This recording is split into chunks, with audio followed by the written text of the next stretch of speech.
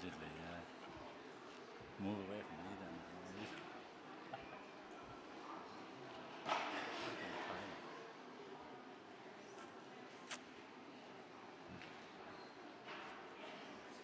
That one there.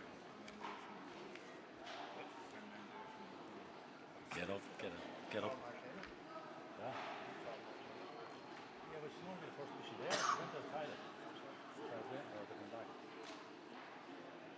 No point starting. She's the first speaker now.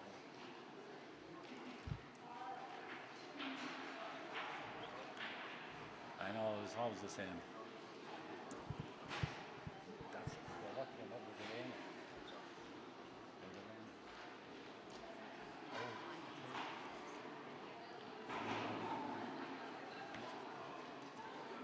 No.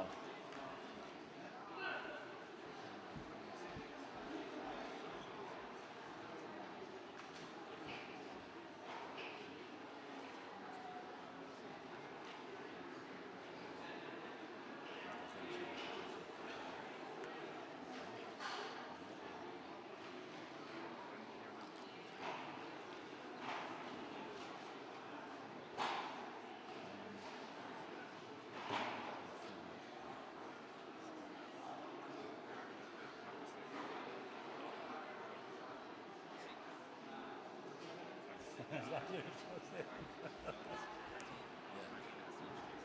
Where is she? Yeah. Well, I can't start without her. Huh? Yeah. Chaide mas féidir le honna de teachtas teach sa hala, dá mi ré le tosnú an céad sesiún eile den chlár. We're nearly ready to start the next session, which will be International Solidarity, Global Justice and Climate Change. Can I ask delegates please to come in and take their seats in the main hall?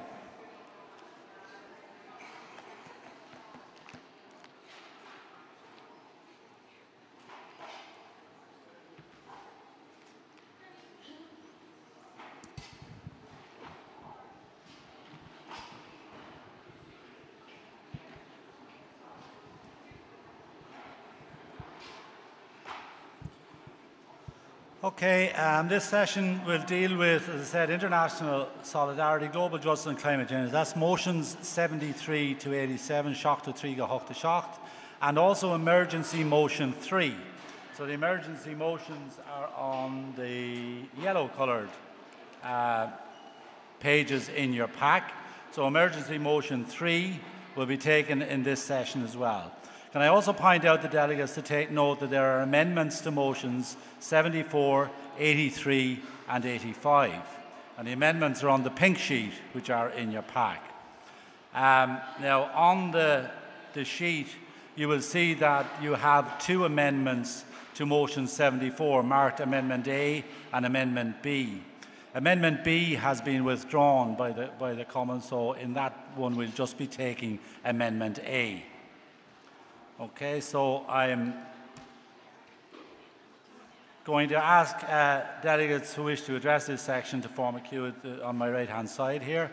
Can I remind delegates when they're speaking to identify themselves and their common Corey Cantor, Corey Cuiga they are representing, and can you please keep to the time. There's a lot in this next session, and we're going to ask people to keep to 2 minutes wherever possible, okay?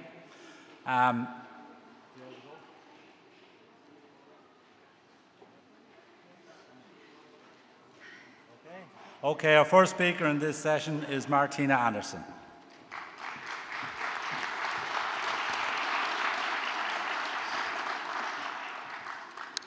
Akarja, now more than ever, as we look around the world, it is vitally important that we continue to stand in solidarity with people in struggle for freedom, human rights and equality.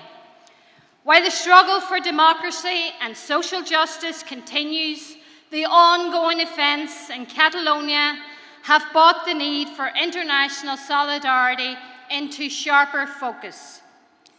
The sight of millions of Catalonians taken to the streets in support of their fundamental democratic right to decide their own future in the face of intense provocation from the Spanish authorities, stands in marked contrast to what we witnessed when we were there. It stood in contrast to the brutality that we seen when we compared that to the stance that was taken from the Palestinians and from the Catalonians. Like millions of others, we were disgusted by the brutality of the Spanish police who brutally attacked voters. I was also appalled by the silence from the wider political international community and, in particular, the shameful attitude and inaction from the EU in defence of democracy from this attack from Spain. Bloody hypocrisy. I was in Barcelona, standing with voters and in polling stations during the referendum, and as Catalans tried to exercise their right to vote. Along with Sinn Féin MEP Lynn Borland and other Sinn Féin activists, we, as international observers, witnessed at first hand oppression and repression, something that many of you are familiar with in this hall. And as we walk through the corridor there today of all the stalls, and we see the Pat Finucane Centre, we know what Relatives for Justice and others have done. We know that people in this room understand what oppression and repression feels like. But we also saw the dignity, the commitment and the determination of the Catalan people as their desire for freedom and independence was absolutely palpable. I want to take this opportunity to send our ongoing international solidarity to the people of the Republic of Catalonia, and I'm delighted that their MEP was here and addressed us here this morning. Lynn and I, as MEPs, intend to stand with you once again on the streets of Barcelona on December the 23rd, when you once again will go to the polls. Now, of course, there are other struggles requiring our solidarity. Long live international solidarity. In recent years, Republicans have been assisting in the development of the Colombian peace process, sharing our experiences and helping to ensure that no one gets left behind. In particular, we have been working to ensure women and ex-prisoners are involved in their peace process and in the creation of a new society. We are also involved in supporting the Basque peace process, and we call for the immediate release of Basque political prisoners, and we criticise the unfair and the unjust dispersal policy by Spain. One such seriously ill prisoner, Ibon Iparraguirre, he, along with 20 other Basque political prisoners, have incurable illnesses. Ibon, as with the others, should be immediately released. Sadly, for one such Basque political prisoner, Belén González died 2 days ago. She died from an incurable disease. She had cancer. And she, for 10 years, had been subjected to the brutal dispersal system. She was moved to a prison thousands of miles away from her family. We send this Ardèche our condolences to her family and to her Basque comrades at this difficult time. We must also be vigilant against the growing Western influence in Argentina, in Venezuela, and in Yemen. Of course, while much of our international solidarity is based on shared political ideologies, it must also be grounded in compassion.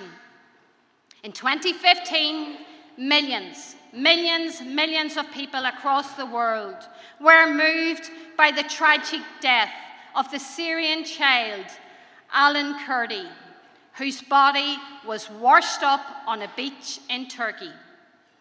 That brought the scale of the refugee crisis in the Mediterranean to international attention, and it pricked consciousness. Well, that refugee humanitarian crisis is still continuing. However, sadly, it barely ever makes the headlines. Every week, men, women, little boys and little girls, babies die crossing the Mediterranean, fleeing conflict and persecution as they try to seek a new life in smugglers' leaky, unseaworthy boats. Others die in freezing camps in places like Turkey, and many more are exploited, trafficked, and simply disappear. All of this we find obnoxious, offensive, and inhumane. So, just as our Republican struggle has long benefited from solidarity from our international comrades, we will continue to stand with those in struggle today across the world. And we stand proudly and boldly and strongly with the people of Palestine in their struggle for statehood.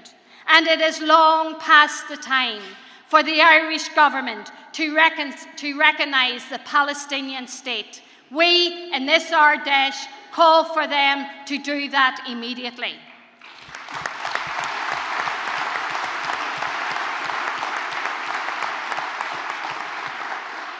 And the people of Palestine, despite their huge challenges and ongoing Israeli aggression, have always stood by the people of Ireland. The bond of solidarity is as solid as ever, and for many years Palestinian representatives have addressed Ardeshina. And we, Sinn Féin representatives, have travelled the world in support of Palestine, and we have raised the onslaught of the Palestinian people in all elected institutions, and we will continue to do so. That support is evident today in Motion 73, which strongly advocates BDS. Your purse is power, and your wallet is your weapon, so use them. And Motion 74, which calls on us not to meet with those political parties involved in illegal war crimes, settlement building. And that motion is amended, and therefore I call on this Ardèche, on the delegates, to support Motion 73 and Motion 74 if amended. Go mini me agah go léir. Thank you. Now with Martina. Okay, Cantor.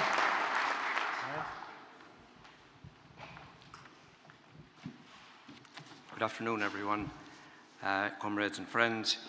Brian Stanley, TD, and spokesperson on communications, climate action and environment. I'm speaking to motions 81, 82, 84 and 85. Comrades, climate action is a huge issue for today, and it's an issue north and south. It's a global issue, and as Republicans we need to embrace the challenge. The issue of climate change isn't someone else's responsibility, it's ours. We must reduce greenhouse gas emissions in this state by 20% by 2020 and 80% by 2050 against 2005 levels. The Environmental Protection Agency states that we will at best reduce emissions by between 4 and 6%. Absolutely shameful. During the week there was a European report that said that we are the worst performing, and I'm quoting directly, the worst performing European country in terms of climate action. And we have to change that, and Republicans have to be involved in doing that. The government in this state, what are they doing? They're heading off to the EU to look for derogations, to look for a way out, rather than face the effects of climate change and the effects that it's having and the impacts that it will have on our children and grandchildren. All this is wrong, it's unjust, it's morally bankrupt. And remember, this is a global issue where those in developing countries suffer most. And as Martina says, we have always shown solidarity with people in those developing countries. People in the Philippines, people in parts of the Philippines, Nicaragua and Haiti, they're being washed over by rising sea levels and the effects of climate change. So we're not only facing environmental change as a state, we're also facing substantial fines for missing our international targets by 2020 and missing our obligations. And this is money that ordinary people will pay, ordinary citizens, money that should be going into changing the course of action in terms of our energy, going into housing and into health services. So we need a vision and we need action. What Sinn Féin is proposing is that we should have binding sectoral targets to reduce emissions. We urgently need to diversify in terms of renewable energy. Renewable energy sources such as biogas must be brought on stream. And while this is a challenge, there's also an opportunity, because this will help to create jobs in rural areas and bring on new streams of incomes from farmers, particularly in areas where there's marginal land. And it's shameful that we have only one biogas plant in this state, one single plant, not fully commissioned yet, while we have 8,000 in Germany. We also need to develop the use of solar, hydro, microgeneration and offshore wind. We have an opportunity to generate substantial employment in rural areas and reduce our dependency on imported fossil fuels.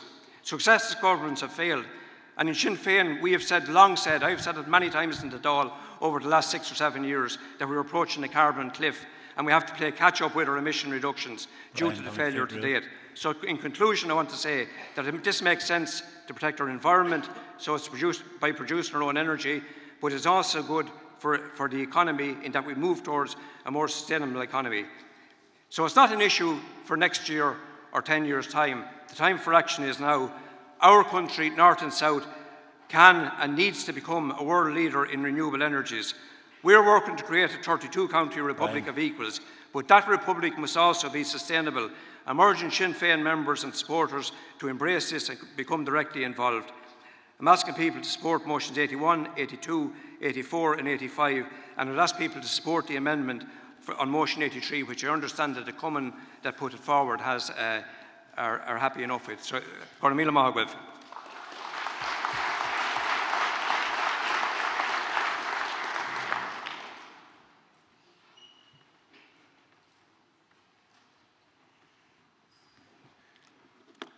Peter Doran, Nolan Downey Cumann, asking for your support for motions 81 and 82 on climate justice and an economy of solidarity fit for a new republic. Acharja Natalun. Love for our land, our rivers, our seas and our mountains, and a dedication to protect our island's natural heritage for the children to come is not something that we dare to leave only to poets and singers. I think it's safe to say that a deep love for this country, this island of ours, and the life and cultures our ecology sustains, animates the heart of every Republican in this room. In these times of ecological crisis, that commitment of ours to the land, to the rivers and clean air must also find expression in our policies on the economy and our vision of prosperity and well-being. The ongoing climate change emergency presents a special challenge, one without precedent. It's a challenge that the current government is failing. As Brian has pointed out, as Minister Naughton prepared to address the UN climate talks in Germany this week, an international expert report identified Ireland as the worst performing country in Europe for action on climate change. Meanwhile, in the north, a public inquiry into RHI, the Renewable Heat Incentive Scheme, is demonstrating by the day that under Arlene Foster's control, a scheme intended to protect the climate was turned into an attack on its environmental integrity, an attack on the climate, an attack on public confidence in competent environmental governance. Shame on you, Leo Varadkar. Shame on you, Arlene Foster. We are a party of equality and solidarity for the people of Ireland and all peoples. The poorest and most oppressed peoples of the earth are bearing the brunt of climate change. When Fianna Fáil and Fine Gael betray Ireland's climate change responsibilities, they lend their support to a new wave of ecological colonialism, depriving the poorest and generations to come of their right to equitable and sustainable development and to their universal rights. Thank you.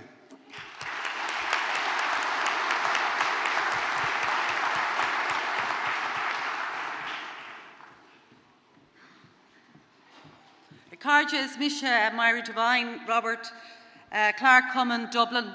I'm speaking in favour of motion 81 also. Pollution causes climate change and it is altering Earth's environment as a result of human activity. Activity that threatens human health and destroys our ecosystems. Dramatic changes have taken place in the past 2 decades. Crops destroyed, increasing health problems, population displacement and violent conflict. Urgent action is needed today, not tomorrow. Worldwide, scientists are tracking this destruction and are now focusing on the links between public health and climate change. The data gathered so far serves as a wake-up call to national governments, to civil society and to the health professions. Climate change threatens, and listen, it threatens to undermine the past 50 years of gains in public health. But a comprehensive response to it could be the greatest global health opportunity of the 21st century. We can change the threat to our planet to a healing opportunity for us. The frequency of weather-related disasters has increased by 46% in the past 10 years. Flooding, hurricanes, ice melt, sea level rises, acid seas, coastal erosion. The WHO estimates premature deaths from air pollution stand at 3 million every year. Pollution is deadly, but it is also costly. The healthcare costs for treatment of pollution-related disease is over 7% of the world's total of health spending, and it is increasing rapidly. The good news is pollution can be eliminated and our planet and the inhabitants protected. Sinn Féin will become and are eco-warriors. We are developing a policy which will avert the potential irreversible effects of climate change. We are on your side, Mother Earth. Guramila Mahagot.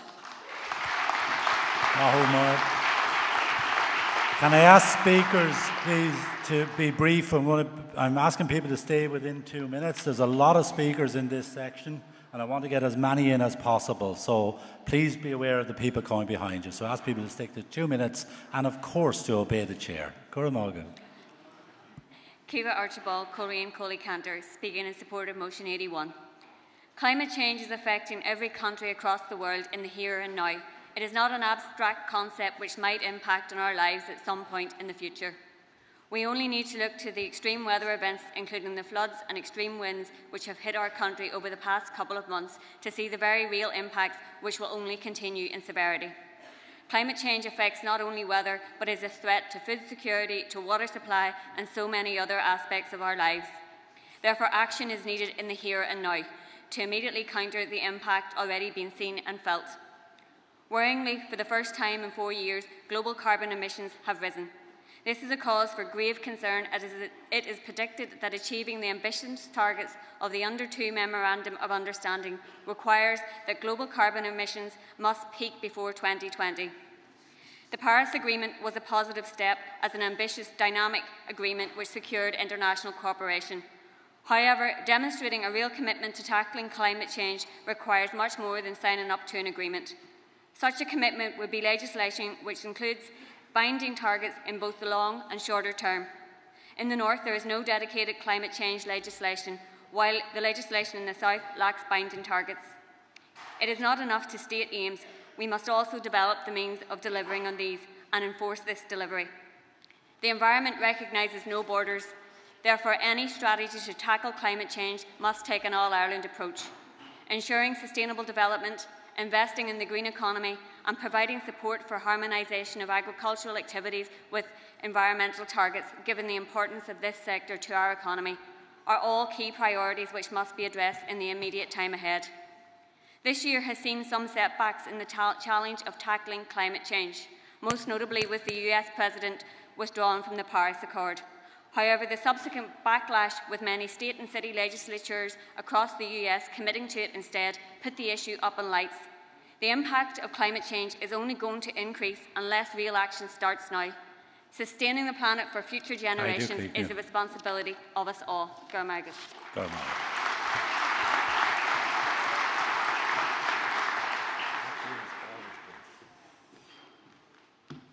Pat Sheehan, Balfour, Head of Middle East Desk. I'm speaking in support of the amendment to Motion 74. Our record of support for the Palestinian people is unambiguous and consistent, and we will continue to highlight the injustices being inflicted on them in their legitimate struggle for freedom, independence and statehood. Sinn Féin is almost unique as a political party that has come through a national liberation struggle and also what many throughout the world consider to be a successful peace process. And no one here should underestimate the inspiration our struggle and our peace process has been for oppressed peoples throughout the world. Back in the dark days, many here believed the conflict would never end. However, we never lost hope. We took inspiration from South Africa in the shape of Nelson Mandela and his comrades, who shared with us their experiences of building peace. They shared that experience not just with Republicans, but also with Unionists and the British. In a similar way, Sinn Féin has participated in many efforts around the world in recent years to promote dialogue and peace in conflict areas by sharing experiences of the Irish peace process. There are many unsavoury characters out there in the world of conflict who many believe are beyond having dialogue with. And that's a natural emotional reaction when we see the atrocities, the oppression and the injustices for which they are responsible. However, we should not indulge in the luxury of talking only to those with whom we share solidarity. Our experience in the Irish peace process showed us that dialogue is absolutely central to resolving conflict. So it is in the context of promoting the principle and primacy of inclusive dialogue that we engaged with a Colombian government that is said to have killed and disappeared tens of thousands of Colombian citizens. It's why we engaged with a Spanish government that continues to oppress our Basque and Catalan comrades. And of course, we engage with the British on an almost daily basis, despite what has been done to our people over many centuries. And that's the same context in which we critically engage with Israeli parties. It doesn't diminish or contradict our support for BDS, and sooner or later our message will get through that political conflict will only be resolved by dialogue and negotiation. In the meantime, Sinn Féin will continue to highlight and raise the concerns of the Palestinian people at all levels and at every opportunity available to us. I urge you to support the amendment.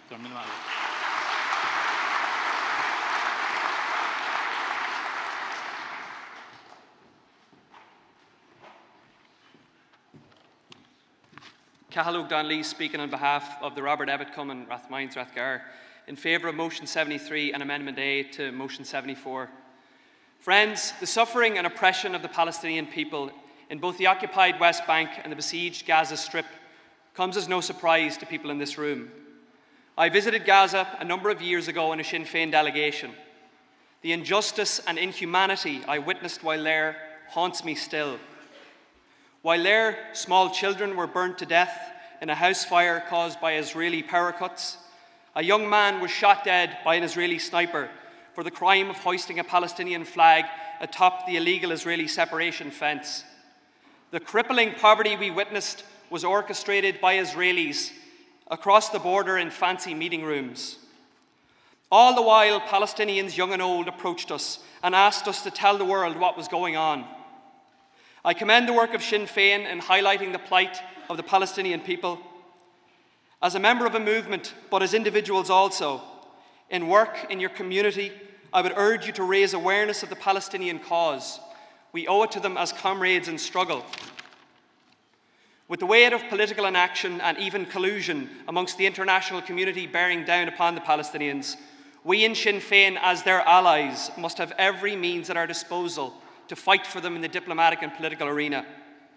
Therefore, while I would strongly oppose meetings with the right-wing thugs of Likud if undertaken whimsically, we must not hamstring ourselves diplomatically by precluding all further engagement with these groups. There may come a time when our Palestinian comrades need us to weigh in. Let us not be found wanting when that day comes. Karam Agav.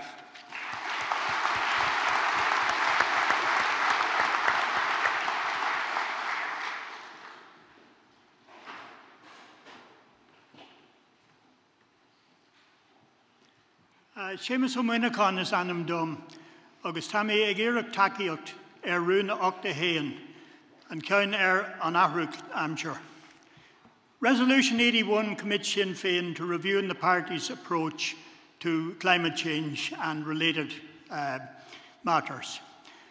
Climate change will force great changes in the next 20 years on this country, but we're good at managing change. I want to talk about the practical matters which will arise out of climate change in this country in the next lot of years, and make a suggestion or a plead for that climate change becomes another part of the party's make-up, the same as, would say, finance, housing, health, and so on, because in the next 20 years, all of these will be impacted strongly by climate change. A few examples are, we'll take the question of building land. Now, a lot of the best building land in the country is at river mouths, where there are towns or cities. It's along rivers and it's along the sea. And a lot of that land is owned by developers. And those people have been fighting for their own vested interests, while the rest of us are largely unaware. Now, we're talking about 10 or 20 years. I'm talking about now. In Dublin, you have an economic development zone in the Docklands, and everyone thinks that's great, that's going to be. It's right in the middle of a floodplain. It's right in the middle of what will be flooded as soon as you get a storm surge coming in from the east. Therefore, us looking for to get social and affordable housing in that area, you have to question the wisdom of it when you put it in terms of climate change. Right, electricity, there's no alternative technologies except wind and solar to fossil fuels. So we have to try and make the building of wind farms or acceptable. Okay, so that's why I plead for that it becomes a department of Sinn Féin every bit as important as any other department. Gormila Maga.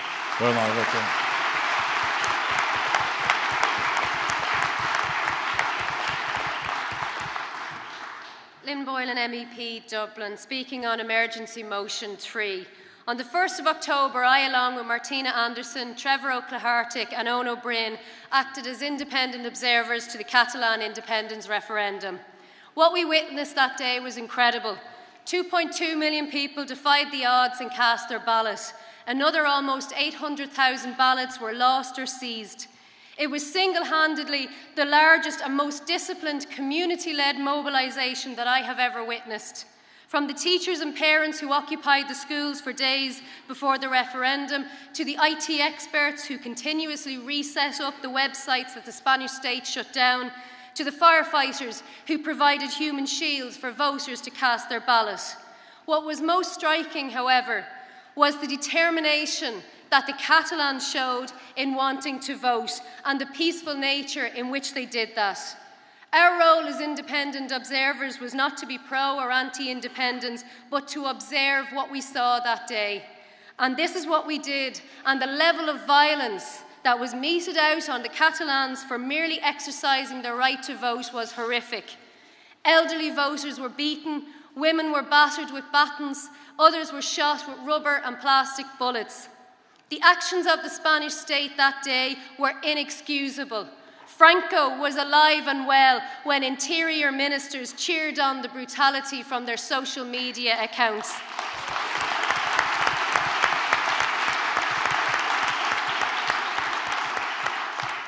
The actions that have followed the 1st of October have equally been inexcusable.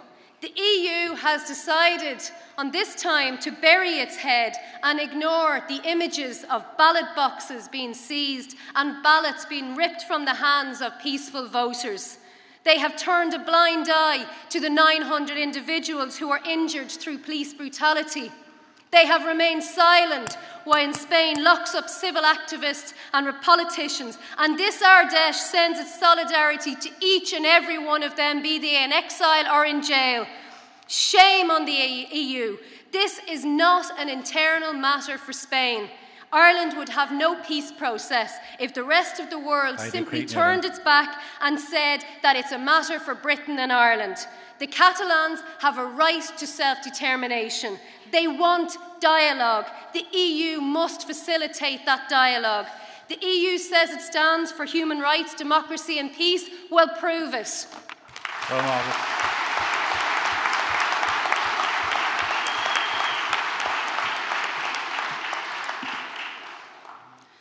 Corla Raider Cronin, Ruth Hackett Cummin, Kunde Kildara. I'm asking you to support motion 84 and I'm speaking in favour of motion 74. I have waited over a year to submit motion number 74 and to bring it to you, the membership, because I, like many other members of Sinn Féin, have very strong reservations and was utterly disheartened when members of our party met with Likud last year. I've heard what the Ard Corla have to say and I've read their amendment. I've weighed up both my motion and their amendment in the balance, and I believe that the Ard Corla amendment is at best conflictual and at worst completely negates and nullifies the intent of my original motion. Let me explain. I want to refer you to my original motion number 74 and the previous Ard Corla motion 73, and I want to be very clear about this. I believe that the Ard Corla amendment, and with the greatest respect to the Ard Corla, and I do, but I believe that their amendment contradicts its own motion number 74, where it urges full support of boycott, divestment and sanctions. And I don't need to remind the nationalists in this room that boycott has its origins in Irish nationalism. It means to abstain from having dealings with. It does not prevent Sinn Féin from registering a protest. It could not be clearer. A protest is a protest, and nothing in this motion prevents us from voicing our protest in the face of Likud, or any political body that supports the illegal Israeli settlements and violates international law. Furthermore, my motion in no way ties the hands of Sinn Féin delegates meeting with genuine Israeli progressive thinkers on the Palestine issue. It has been said that we have a long history talking to people that we don't like, and absolutely that is no bother to us. In the North, remember, we were the first party. It was our fight. While we certainly support the Palestinian people as their struggle resonates so deeply with us in our Tehel or Connacht, we remember that we are the third party in this conflict. We have no business meeting with Likud. Of course,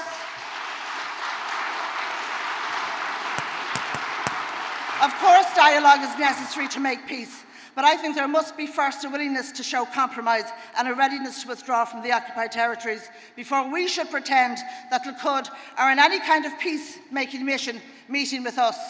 Certainly if they have a Damascene conversion, and with the permission of the Palestinian authorities, we'd be happy to meet them. What I see in the Ard Corla amendment is well-meaning, but it leaves us wide open. And the last thing I want to see is well-intentioned members of my party, our comrades, being used and manipulated by Israeli finely tuned propaganda machine. I'll wrap up on this, because I trust you, the membership, and we pride ourselves on the fact that Sinn Féin policy is decided here on the floor of our Ardèche. This is our party, and we are right to take pride in the fact that Sinn Féin is uniquely democratic in that our leadership takes its policies from us, the membership. So while I'll accept whatever you say, I urge you to indulge yourselves in the Republican rebellious streak. The rebels in this room, take your power we have, place it in your voting delegate card. I implore you to reject the Ard Corla amendment and vote in favour of my original amendment 84.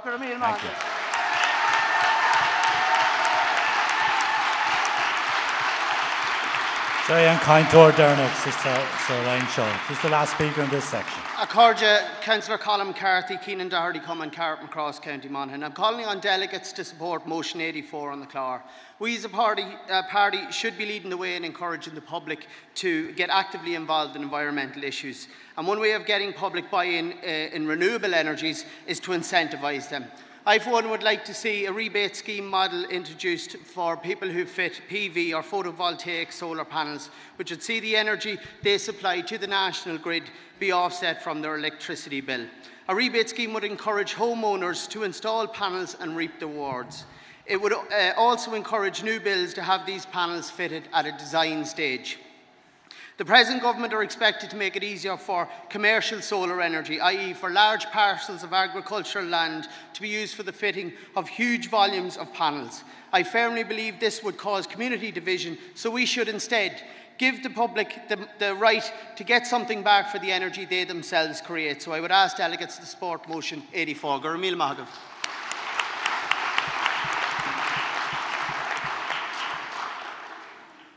Accordia agus Camaradia, it would be fantastic if those that are outside the hall, I know they're quite busy, but if they could make their way into the hall to hear our next speaker. It's an absolute privilege, a privilege and an honour for me to introduce him. He is someone who has spoken at these gatherings before. So I'm going to ask you to please give a big, warm Irish Republican welcome to the Palestinian Ambassador for Ireland, Ambassador Abdel-Razik.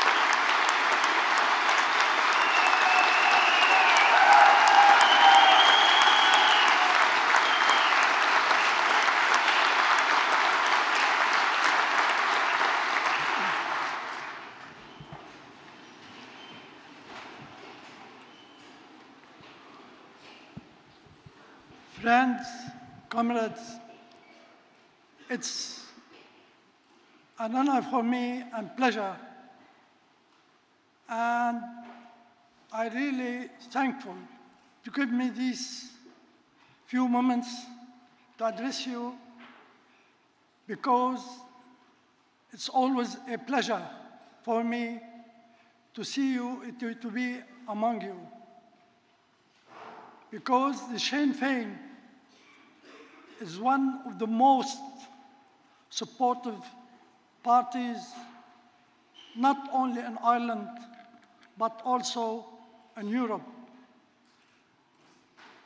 Here in Ireland, every day I feel this support, but not only, as I said, in Ireland, also the tremendous work which is done and is being doing in the European Parliament by Martina Anderson and her colleagues.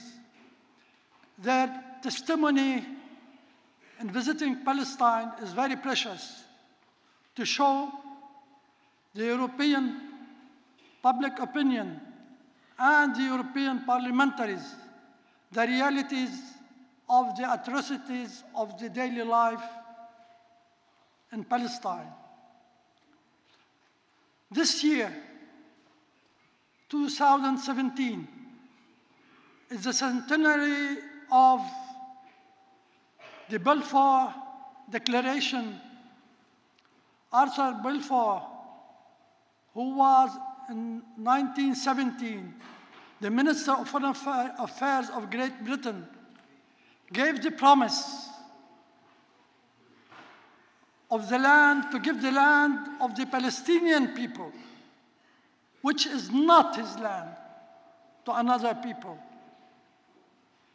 And shamefully, this year, the Prime Minister of United Kingdom celebrated this centenary with Benjamin Netanyahu, the most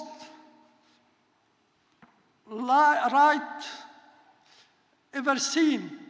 wing ever seen in Israel, governing Israel, and the most who reject the peace process. He's talking always about, I want peace, but in reality, he's expropriating land, expulsing people, demolishing houses, and expanding the settlements. But, you know, this was always the politics of United Kingdom in the history, because it is not the first time that they divided our country. They did it before us for other countries, and among them what we live here in Ireland. But I'll tell you that we will not stop struggling to get back our rights. And I tell you also, when I look here at United Ireland, I see it as I see you now. Ireland will be back united again.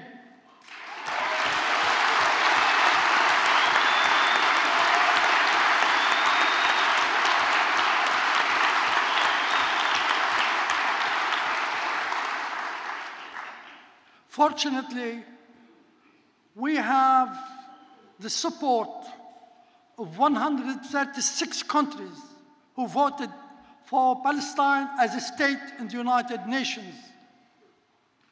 And here I take the occasion to salute my friend, Ambassador of Cuba, also one country of great supporters, because unfortunately he is leaving us next week. Anyway, I want to assure you that although we are under pressure, under blackmail, and under aggressive occupation every day, but we will not stop struggling for our freedom. You have done it before, and we will do it like you, as you did it. And, you know, 3 days ago, we celebrated the Declaration of Independence of Palestine, which was declared in '88. It's exactly the same as the declaration of the Easter Rising in 1916, because, you know, it was oppressed,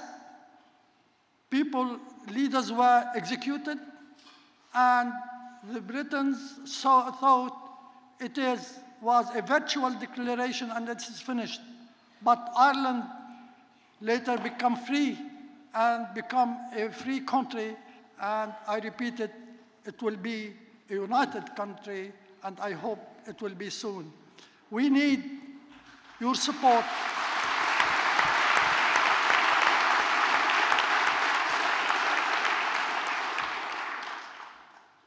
Our struggle for freedom and justice needs your support, needs the active support of the European countries, because it is enough of 50 years of occupation, and it is enough just a verbal protest and condemnation of the settlements. It is time to take action against settlements and not reactions. It is time to boycott effectively the enterprise of settlements, because this is the only way to finish with the occupation. And I appreciate that in this motion, you have a motion to boycott the enterprise of settlements, which is very necessary. Sometimes I hear from some people to say, you know, Ireland is a small country, and if we do it if we are not so effective. I said no. They go back to the history with South Africa. The boycott of the apartheid regime in South Africa has started here in Ireland and it finished by establishing justice for the African people in South Africa. So Ireland is a big country, an effective country in its action, not it's by the number of population.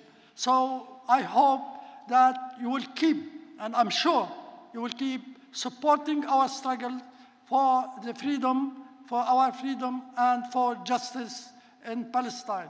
Thank you very much.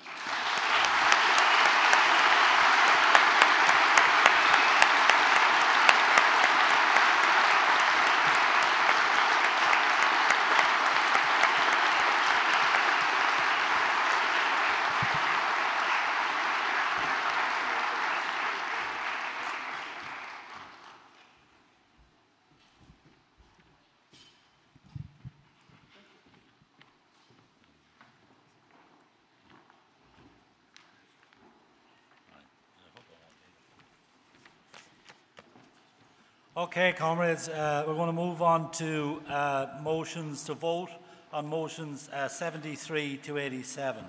So can I ask delegates when I do call you to please indicate clearly with your cards. If a decision is not clear, then I will seek tellers to have a count. Can I also remind you that we have a couple of amended motions here, so I'll get to them as I come through, okay? So first of all, I'm going to take the emergency motion, which is on your yellow sheet, emergency motion 3. So can I ask delegates to show those in favour of emergency motion 3, Nanini Evolver. Okay, those opposed, Nanini and Aig. Tashishin Glacha, that's accepted. Okay, moving back to the main clár. We're starting on motion 73. So Nanini Evolver, those in favour of motion 73, Shachto 3. August Nanini and Aig, those opposed, Tashishin Glacha. Now I have an amendment to motion 74. As I said, on your form, on your sheet, your pink sheet, amendment B here has been withdrawn by the common involved. So I'm going to put amendment A to the floor first. Okay, so those in support of amendment A to motion 74, Nanini Evolver, Nanini and Aig, those opposed. Okay, I'm going to call that one more time. Can you show really, really clearly, because it looks as if it could be close. Nanini Evolver, those in favour of the amendment to 74, amendment A. Nanini and Aig, those opposed. Captain Gushishin Kailta. Okay, we're going to ask the tellers to count this because it is close. Okay, so I'm going to ask people to show very clearly those in favour of Amendment A. And you'll have to hold it up for a while while the tellers get around to count it. Okay, so those in favour, please show and show clearly, please.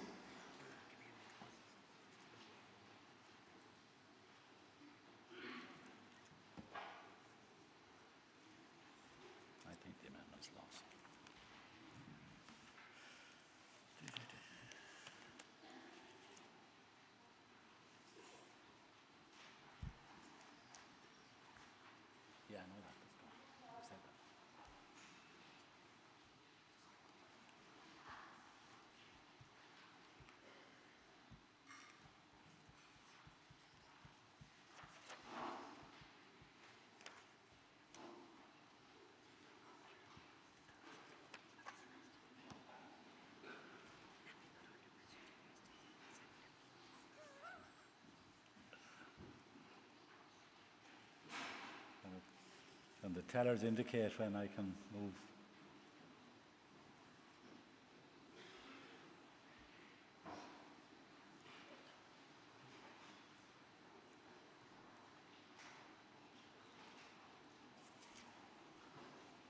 Am I fixed, Paul? Can I move?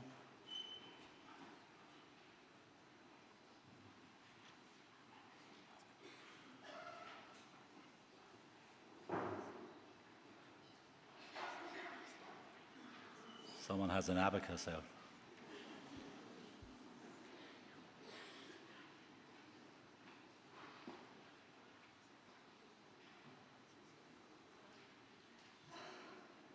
Okay, am I okay to move on? Okay, so those opposed to Amendment A to Motion 70, please show clearly now. Please will the tellers go around, okay?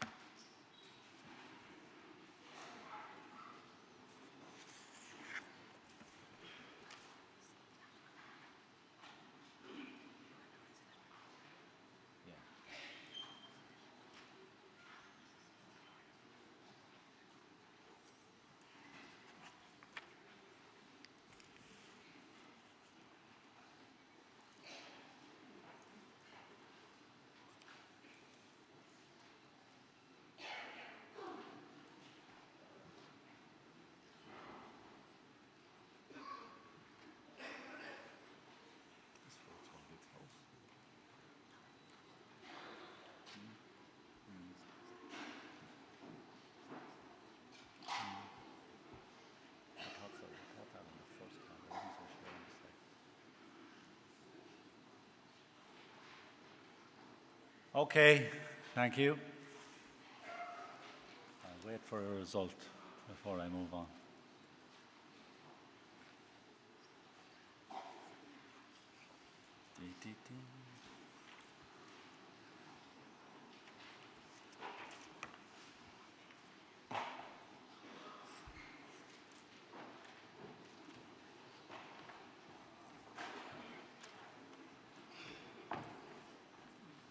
Okay, the amendment has passed.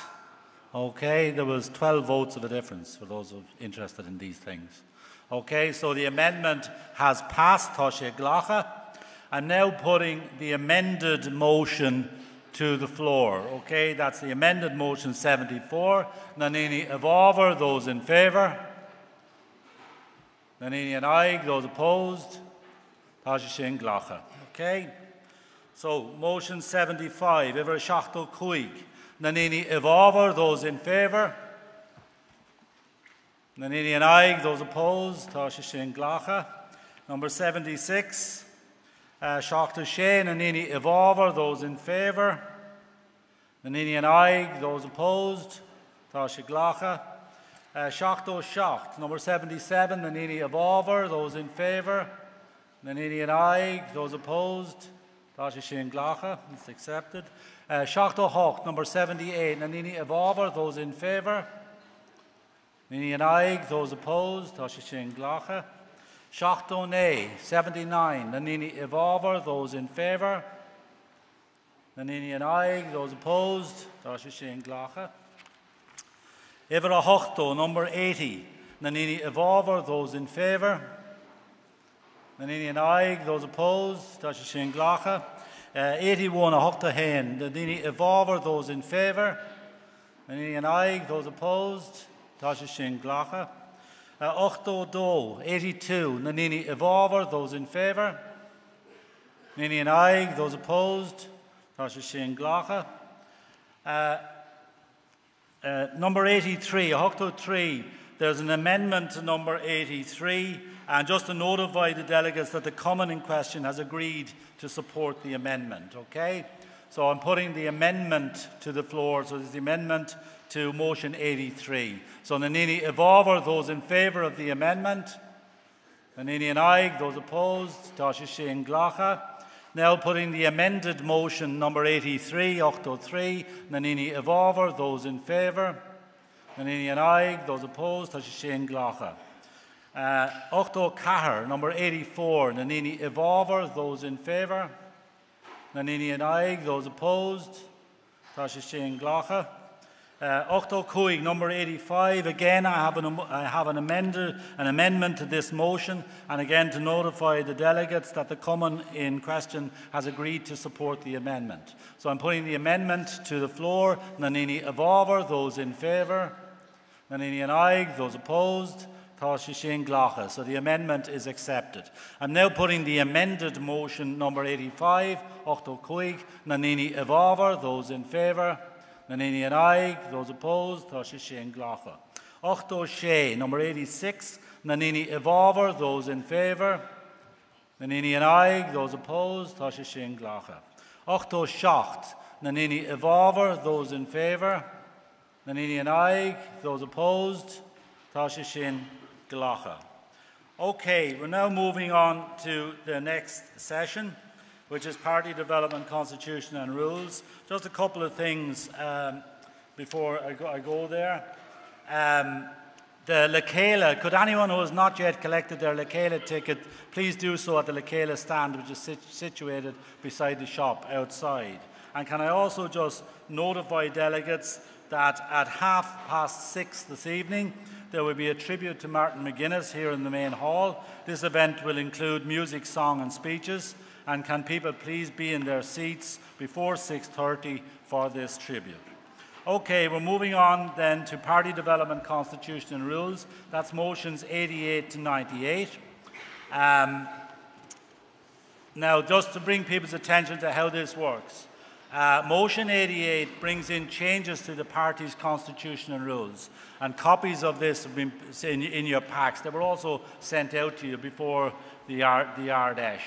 For motion 88 to pass, because it's replacing the existing constitution with this new updated version, will require a 2/3 majority of those delegates in the hall and voting. Okay? Now, there are 6 emergency motions which involve amendments to that constitution. They will be taken after the vote on motion 88. If motion 88 passes, then those motions will be taken as updates to the new constitution and will also require a 2/3 majority. If motion 88 does not pass, then all of the emergency motions fall because they will be referring to a non-existent constitution at that stage. So all that is very crystal clear to you all, isn't it? Okay. So I'm now calling for speakers on this Borcht Oscailta, Boalam Mcguinness a Hala Levor Dol. So Declan Carney is going to open this section.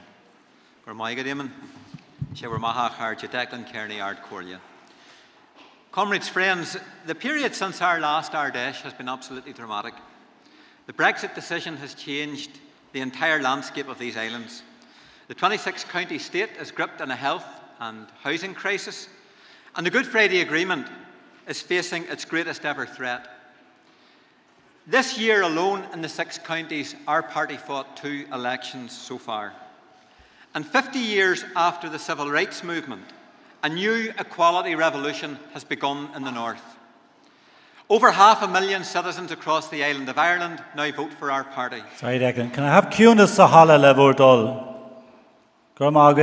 Sorry, Declan. And during this same period, our party embarked upon an extensive internal consultation with you, our membership. And that included 2 internal national conferences, and since then, dozens of regional meetings.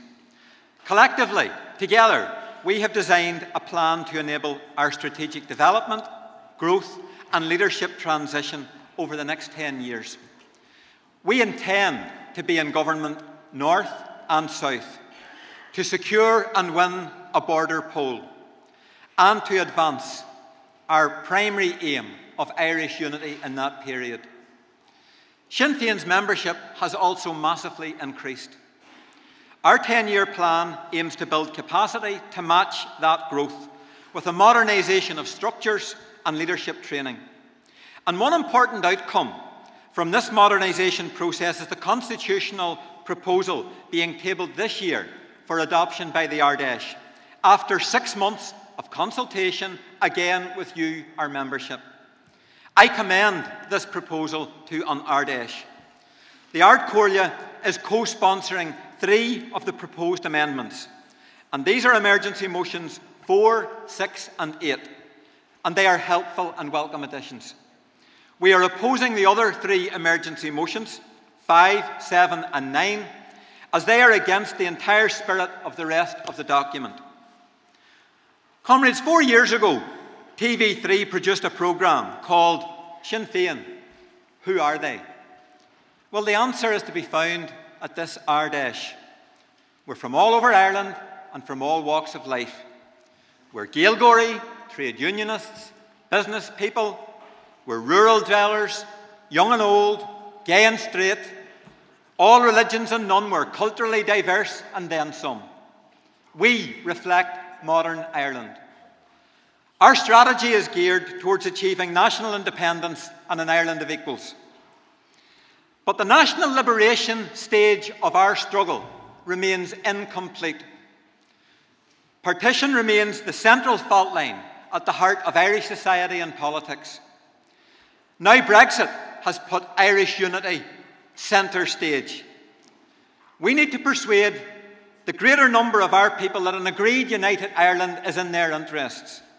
And that means developing a political programme which attracts the maximum popular support throughout Ireland.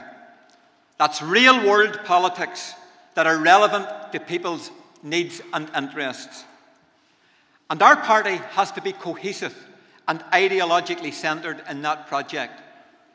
So, when we debate the 8th Amendment later today, comrades, let us adopt a united and an unambiguous position by supporting Amendment A to Motion 144. We're a complex organisation of human beings. We don't get everything right. We do our best. We constantly review our practices.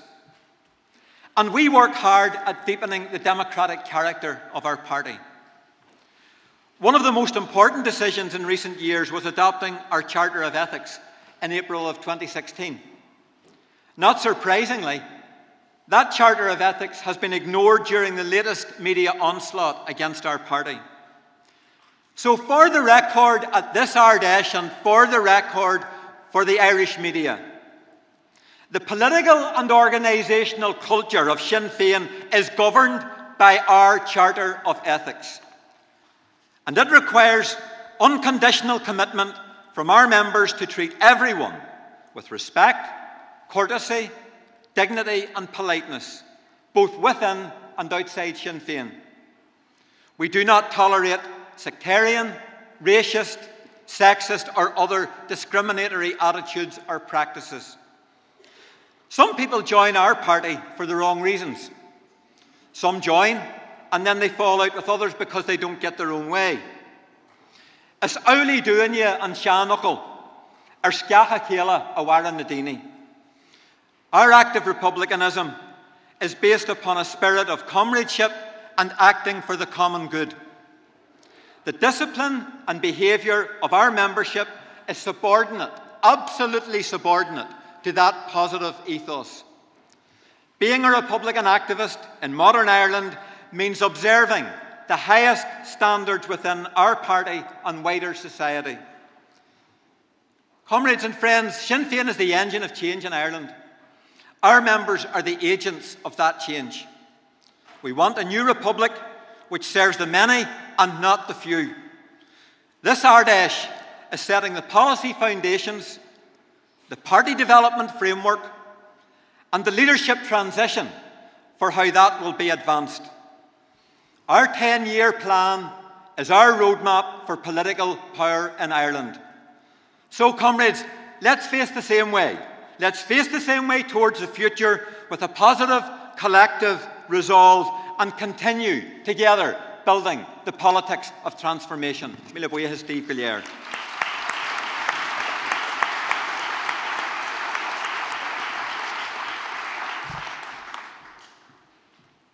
Comrade, tá sé Sinn Féin ó Darkmuid go Suntasa Onracht Sinn Féin agus tá go leor airthia a tháinig ar an tíl agus tháinig ar an fuairtí tíbhí dan Sinn Féin sin tímuid ó hiú technoliacht ó hiú politiacht ó hiú déandóid héimiid mon ar síl tímuid airthú mór sna hairneall sin.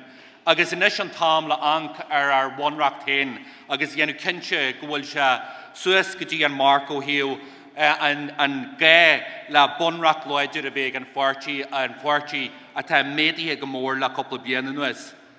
It's 12 years since we revisited our constitution in in a very substantial way.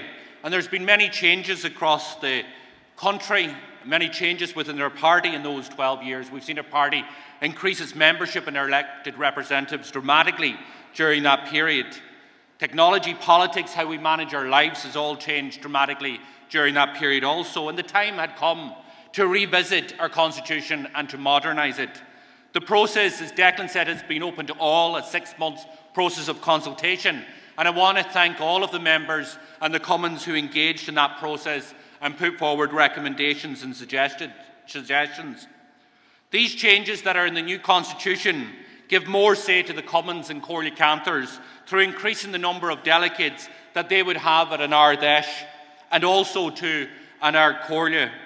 It gives more autonomy to Republican youth and will help Republican youth expand in the time ahead.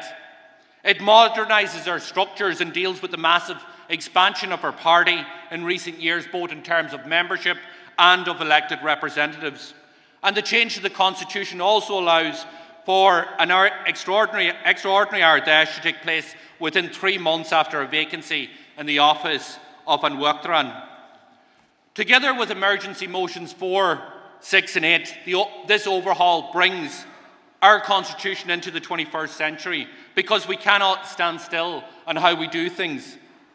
I believe that emergency motions 5, 7 and 9 should be rejected by this Ardèche. And there's a lot of numbers there, so to make it simple, to support the new constitution, to support the even number emergency motions 4, 6 and 8, and to reject the odd motions 5, 7 and 9. Emergency motion 5 calls for postal votes for all members on the issue of potential coalition in the South. And on the face of it, it sounds very fair and sensible.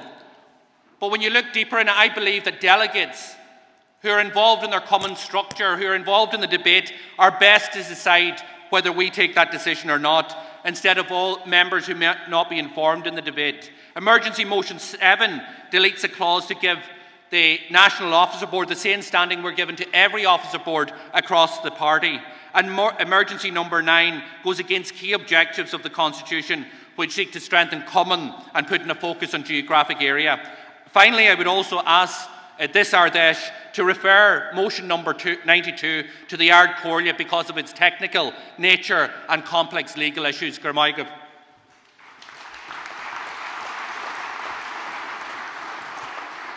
Okay, we have a large number of speakers on this section, and we feel that if speakers can keep to the 2 minutes, that we can get everybody in. So I'm asking people, please think of the speakers behind you. Go on, Lanneray, Trevor. Mad the highly Trevor O'Clougherty come Martina Hine. Tamish allows and da lasso run lecha agus lasso run lecha wanans le Corsigailga Sabarti agus mar guneta mar Laura Gailga agus Gailta to Forty is Michel Dunnigan the Dini is Moo Atagera Rudi of Ruchun Keen in Sabarti Hain Achle Leve Fearnoch Tamer Sonanda Run or Heave on lasso Atakurachun Keen mar Kegan anim on vert on da chumman a churn rún se arai ceanna bháin a bhainans le úsáid na Gaeilge ar go fáilseachán agus mar sinde agus ceanna le a bhainans le cótaí a chur a bhaim de Gaeilgeirí ar fud an fortaí tá áras orm gur múdachar a déta te dhéana sa gearthréibh se seachas sa bhaid tearma tá obairítach ar bun agus bhí ar bun ag ar nefigí Gaeilge bhí líanaí réadas a ról bhí Mícheál O'Donnell agus tá Johnny Mcguinness in a sá obair ó híomh na Gaeilge tá policy ítach láidir ain tá muid a feiceáil fiú ag an Ardèise a méid Gaeilge tá gá úsáid cínte cahamid a bhd níos mú dhéana ó híomh na Gaeilge de ach tá áras orm go bhfuil an dárún atá cuireach an cín go gungo sé muid sa gearthréibhse agus nach go de sé sin sa bhaid tearma. So tá me lara bhór goidú le hí an dá leasú ar rún nécha agus nécha hían. Gur míle mágaí.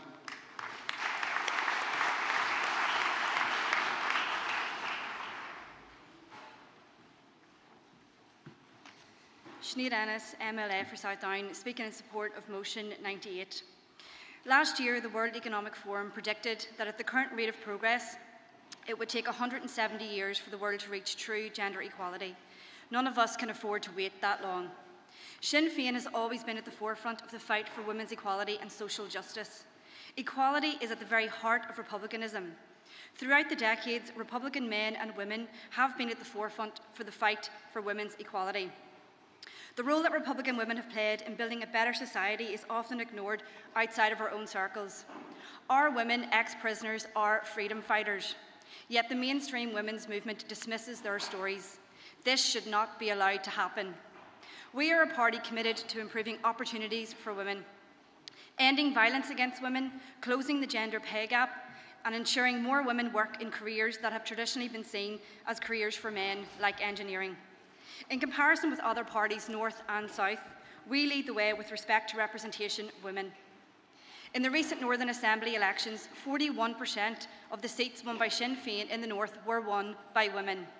We are a party that has a genuine commitment to deliver gender equality across all of our structures. The amendment to this motion removes that commitment. If passed, it becomes an aspiration that does not have to be applied and can be ignored. For me, that is just not good enough. I want my daughters to grow up in a world that is equal. They don't know yet about the gender pay gap or unequal representation of women or the barriers that make it so hard for so many women to pursue careers. My hope is that they never will, and that by the time they are young women, all of this will have been consigned to history. I want them to know that their mother is a public representative in a party in which women are equal. Don't let today change this. Reject the amendment to motion 98 and support the original motion.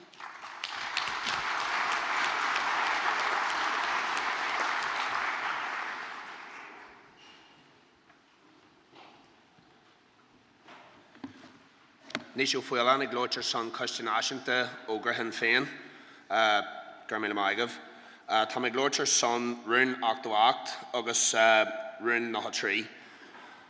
Comrades, throughout my time in Sinn Féin Republican Youth, I've had the pleasure of working alongside some of the best and brightest, most educated and most talented young people that this island has to offer. Their ability in political nous, their understanding of situations, their ability to research, analyse and digest information is second to none. Sinn Féin is lucky to be in possession of one of the most highly educated, informed and intelligent groups of young people that this island has to offer. And I think every young activist should be commended for the work that they do in driving this struggle forward. We have made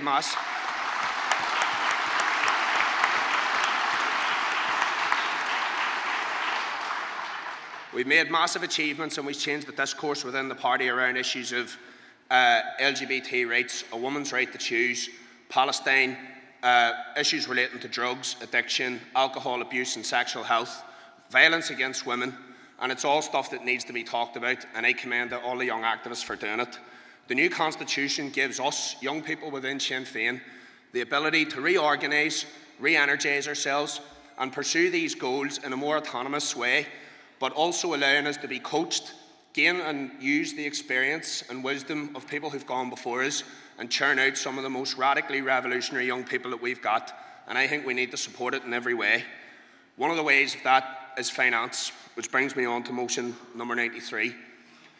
Unfortunately, so many of these brilliant young people are left unemployed, forced to emigrate, various things, which means simple things like holding a meeting can be a mammoth effort. It doesn't give young people the opportunity to meet, to discuss, to plot and to plan. I think to provide us with a budget, and I'm sure people will agree, will allow us to travel more, to be a more national movement, and to give a whole array of other young people an opportunity to be part of this amazing programme. Gurmila Mayogov.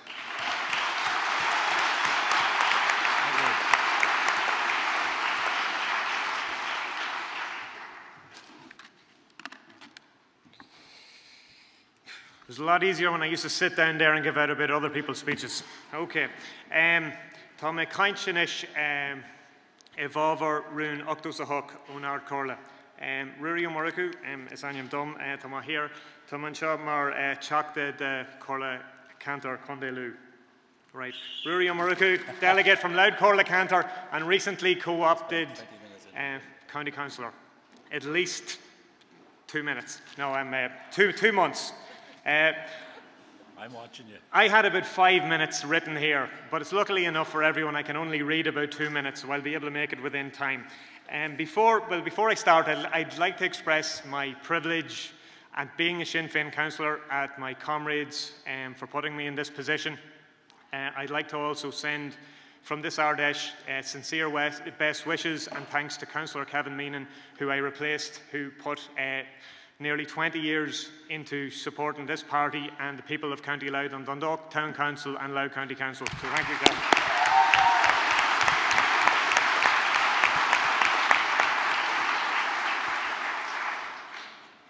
All right.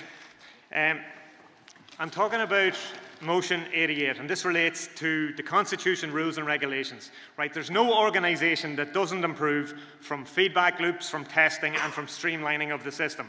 This is vital for a movement like ours, one that has to be efficient, has to be relevant, has to be fit for purpose, and has to be able to deliver on the promise of 1916. We have to see correct, we have to do justice to the debt that we owe in relation to the sacrifices of the past, and particularly the men and women who made the ultimate sacrifice. So we are now in a different time. We obviously are in a different context. We obviously need to change the organisation to suit this. But in this particular, we are now in a context where we can deliver, where we can shift the paradigm.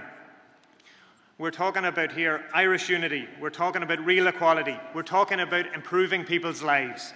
That's real improvement. We're talking about housing, families, communities, public services, health outcomes, educational attainment, and that's meaningful work and thriving business that delivers for society. Okay?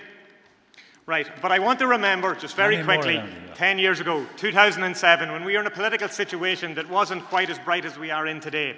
And I want to commend the leadership, particularly of Gerry Adams, Mary Lou MacDonald, and the late great Martin Mcguinness, who set things in train that brought us to where we are now. And some of that was, I remember Ken O'Connell, Declan Kearney, Sean Hughes, and the formation of the Organisational Development Unit. And this was a really dedicated, top-class outfit, and myself. And I believe that we did a serious amount of work. And I'd like to commend the people that put it in place. We mightn't have been all that we should have been, but we definitely at times improved things. Goramaigh Galer, Berigi Bua. Get up the yard.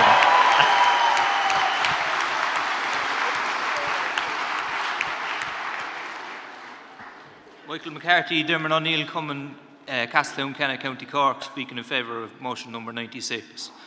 Let's send a message from this Ardèche to all workers that are in industrial dispute at the moment, that are facing up to a right-wing neoliberal agenda in Ireland, and that are doing their best to put their families and their lives in a better position.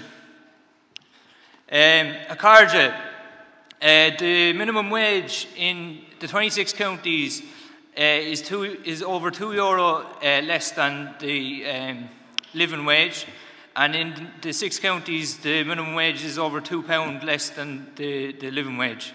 This is wrong, and the only way we can tackle this is through trade unionism. I encourage people to become members of trade unions even if their workplace aren't unionised. And in terms of unionism in Ireland, trade unionism that is,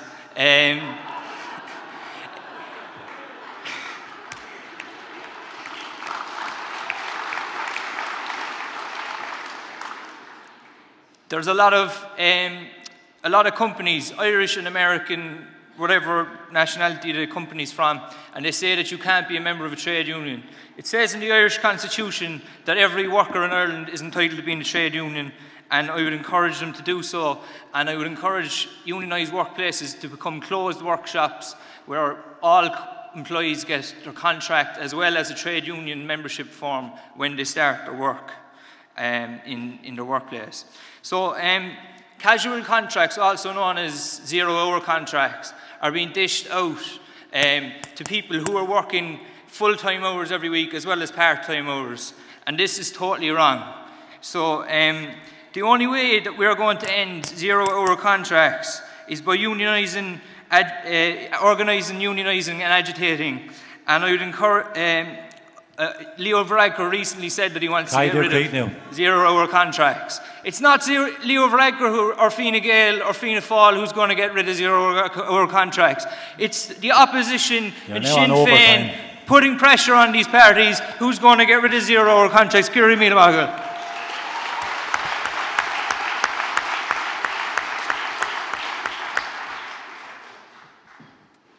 Dahi Fitzgerald, South Couga, motion 93.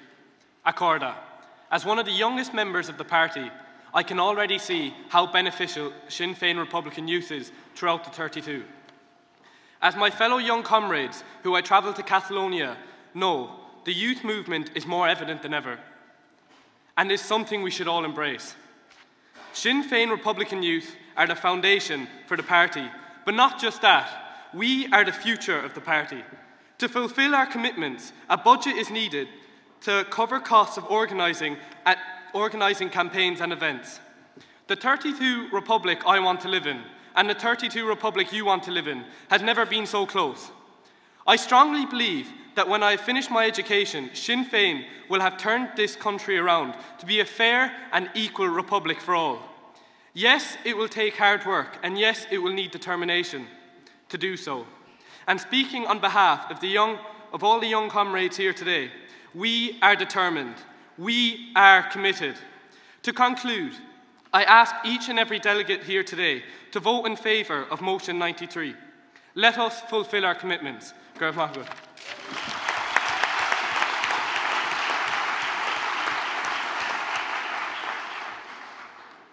Accordia is Misha Enda Fanning, Devlin Plunkett Common, Rathfarnham Temple Oak Turn.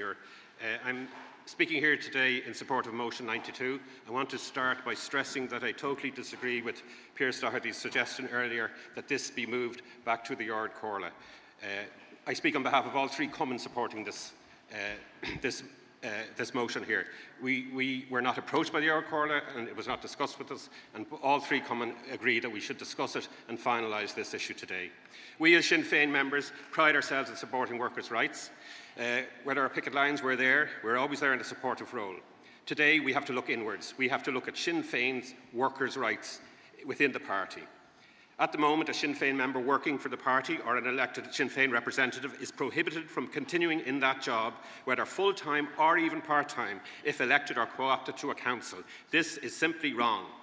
At the same time, that councillor will have party colleagues and councillors from other parties in full-time employment sitting beside him or her in that chamber. A local Sinn Féin councillor is not permitted to work. A local Sinn Féin councillor is not permitted to work in a local TD's constituency office. This is sheer lunacy when it would help the councillor, the TD, Sinn Féin, and most importantly, the local community. So we have a bit of work to do today and we need to resolve it. It needs to be really voted on today, and I please ask you to do so. I can tell you, just to finish, that as someone who actually resigned a job to become a councillor at one stage, I feel it was totally unfair, and that's why I'm speaking here today. And if a local Sinn Féin member was working in a supermarket and was co-opted or elected a councillor and called in by the management and told they had to resign their job, we would be the first on that picket line. So Accordia, let's put this right wrong today. Support workers' rights, support Sinn Féin's workers' rights.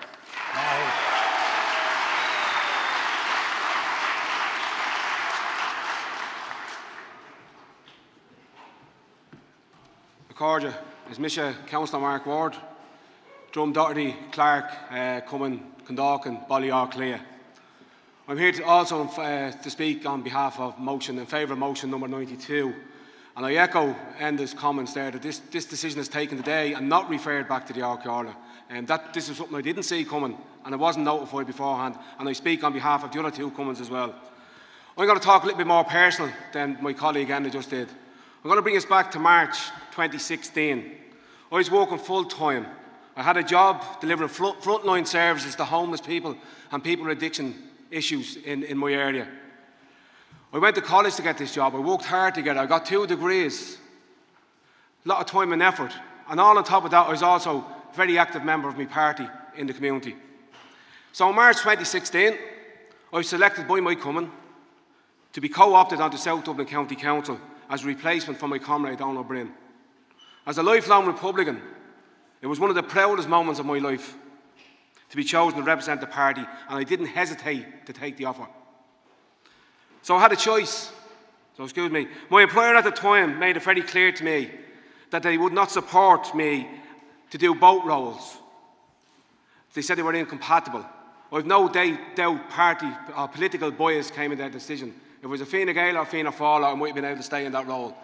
But they forced me out. So I had a choice to work in a job I loved, I worked hard for, or to work for the party I love and I work hard for. It was a no-brainer. I chose the party. I immediately started looking for alternative employment, and I applied for a position in our party. I was successful, not because I was Councillor Mark Ward. I was successful because I did the best interview. I had the best CV. I was the most qualified person that applied for that job. And I was offered a job and I accepted it. As soon as I started working for the party, I started becoming under pressure to resign my role as a councillor if I wanted to continue working for the party. I wasn't aware of the draconian party that precluded me from doing both roles. I've argued my case through the proper channels, and today is the second time that I've spoken about it. The first time was at a Cougar meeting. I'm a father of three. Just to get in reality, I'm a father of three, and I have a responsibility to provide for my family and for myself. Mark, you're taking time from other speakers. I'll be with you in a second, Eamon. The irony, and I'll leave it at this, the irony wasn't lost on me that while I was on the picket line in solidarity with nurses, fire services, Tesco's and Dunn's workers, supporting their workers' rights, that my workers' rights weren't being protected. So I'm asking councillors today to take the decision to vote on the motion as it is today and not to refer it back to the Ard Chorla. Good meal, Margaret. Good Margaret.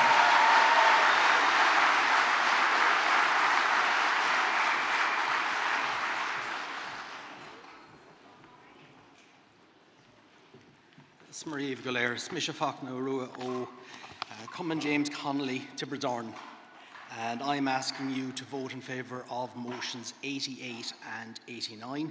I'm quite happy with what Piers has asked with regard to 88, vote in favour, and the three amendments, that's grand. Truthfully, apart from mechanical stuff, I was happy with the previous one as well. It's not that I'm easily pleased, but the principles of Sinn Féin are that the allegiance of Irish men and Irish women is due to the sovereign Irish Republic proclaimed in 1916. And we should never forget, there is a sovereign constitution. And this sovereign constitution makes clear some of our republican rights and responsibilities, which I think I'll be coming back to later. But I'm also voting in favour of, and asking you to vote in favour of motion 89, which I've now lost, there we are. The National Councillors Forum.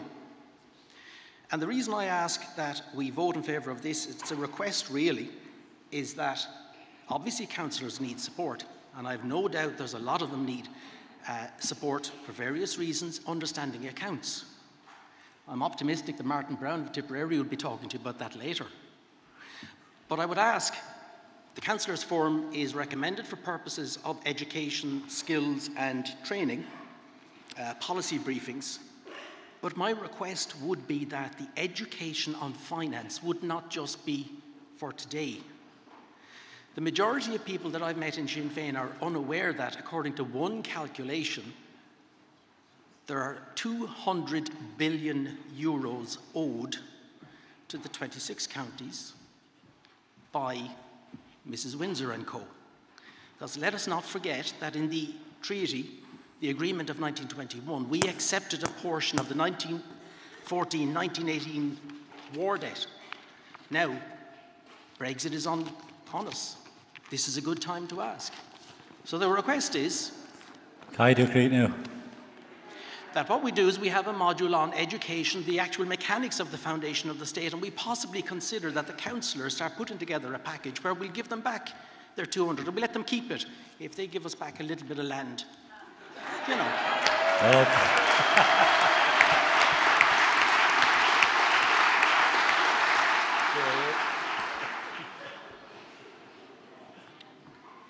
Corlar Shane O'Kellig, Common Robert Byrne, Her Cahar Limney. A Carja, Tommy and Sean Yu, Con Lowert, or Son Ruin, Iver and Noka Shocked. I'm speaking in favour of this motion today as someone who's taken part in a training session in suicide detection and in suicide prevention, and I cannot recommend this training enough to you here today and to all of you watching around the world. Comrades, suicide is one of the biggest issues facing us here in Ireland today across all 32 counties, and has happened for centuries across Ireland, as well as mental health problems, and still little has changed in that time. Just as Britain failed to help the mentally ill in Ireland, today our government is failing to sufficiently address this issue. And while I'm here today, I want to pay particular tribute to all of the charities across the country who give up their time and their finances and their resources to help the best they can to address this issue. And in particular, the heroes in Limerick who patrol the river every night and have saved so many lives of people who intended to go into the river. Unfortunately,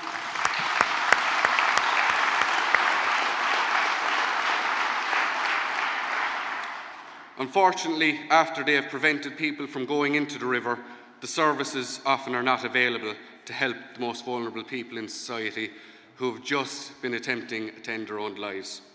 Sometimes the rescue team have to save the same life more than once in just one night. Were it not for the heroes that patrol our rivers and help with the mentally ill and help those who are suicidal, this government would have a lot more blood on their hands than they already do at the moment.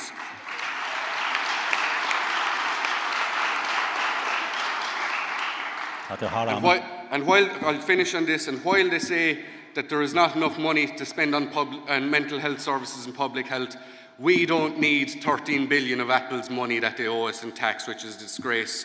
Comrades, no part is too great or too small, and providing training for our members will help to address this issue where the government has so miserably failed to address. We all need to be aware of suicide, and we need to know how to save a life. Gurav Mila Magav.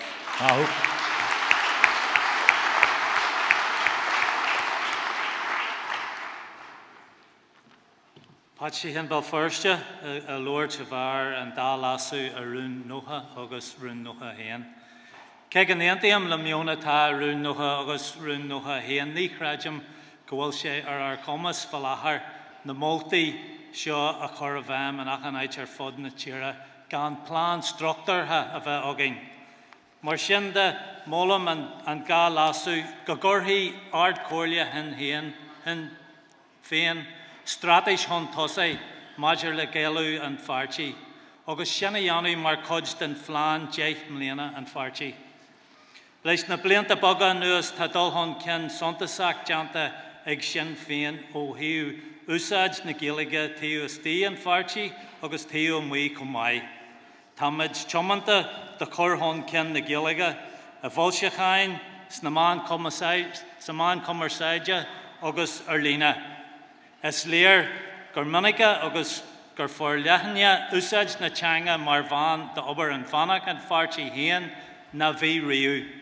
Comrades, it's clear that Sinn Féin is committed to promoting the use of Angelica both within and outside the party. It's clear that Irish is being used more often and more widely in internal party work than ever before. That is to be commended, but of course more needs to be done to Gaelicise the party. I agree with the sentiments of motions 90 and 91. However, I don't believe we currently have the capacity in every part of the country to put them into effect. The best way to do it is for the Ard Comhairle to bring forward a strategy for the Gaelicisation of the party within the context of the 10-year plan. It may well be that contained within any strategy there may be roadmaps for the introduction of quotas and parity. There will be more chance of success if we do that. At the moment, we just don't have the capacity to implement motions 90 and 91, and for that reason, I asked you to support the Ard Comhairle amendments. The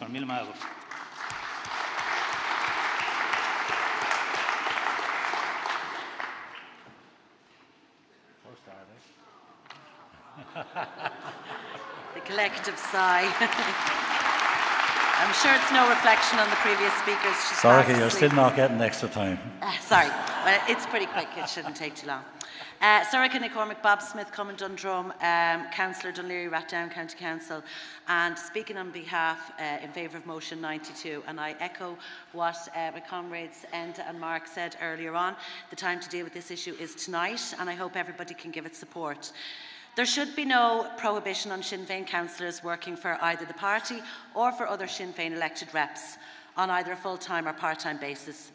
This rule, and in fact I'm led to believe it's not a de facto written rule but rather a practice, is preventing capable party activists from running for election, preventing brilliant people immersed in Sinn Féin policy from representing Sinn Féin on councils across the 32 counties. The lifting of this ban is a no-brainer. There are countless examples across the 32 counties, and you'll all know somebody who's been affected by this practice, where councillors on being elected have had to vacate their party jobs. Why are we letting our best talent work elsewhere? In fact, why are we forcing them to work elsewhere? Here in Dublin, we have some long-serving councillors. Some have gone on to be TDs who worked full-time for the party, and they are a huge asset. The body of knowledge that they have is immense. The practice makes no sense. I'm lucky in my employment. I'm a teacher and a councillor. My working hours allow me to attend most meetings. But there are councillors I know that will have to work in the private sector and are not so lucky. I know of councillors who've been let go or have had to leave their jobs because of their council commitments. If they worked for the party, this wouldn't be an issue, as they would be working for the party representing Sinn Féin on the various committees. If this ban is not lifted, the main loser will continue to be our party, a victim of its own daft policy. Please support motion 92. Gur míle maith agaibh.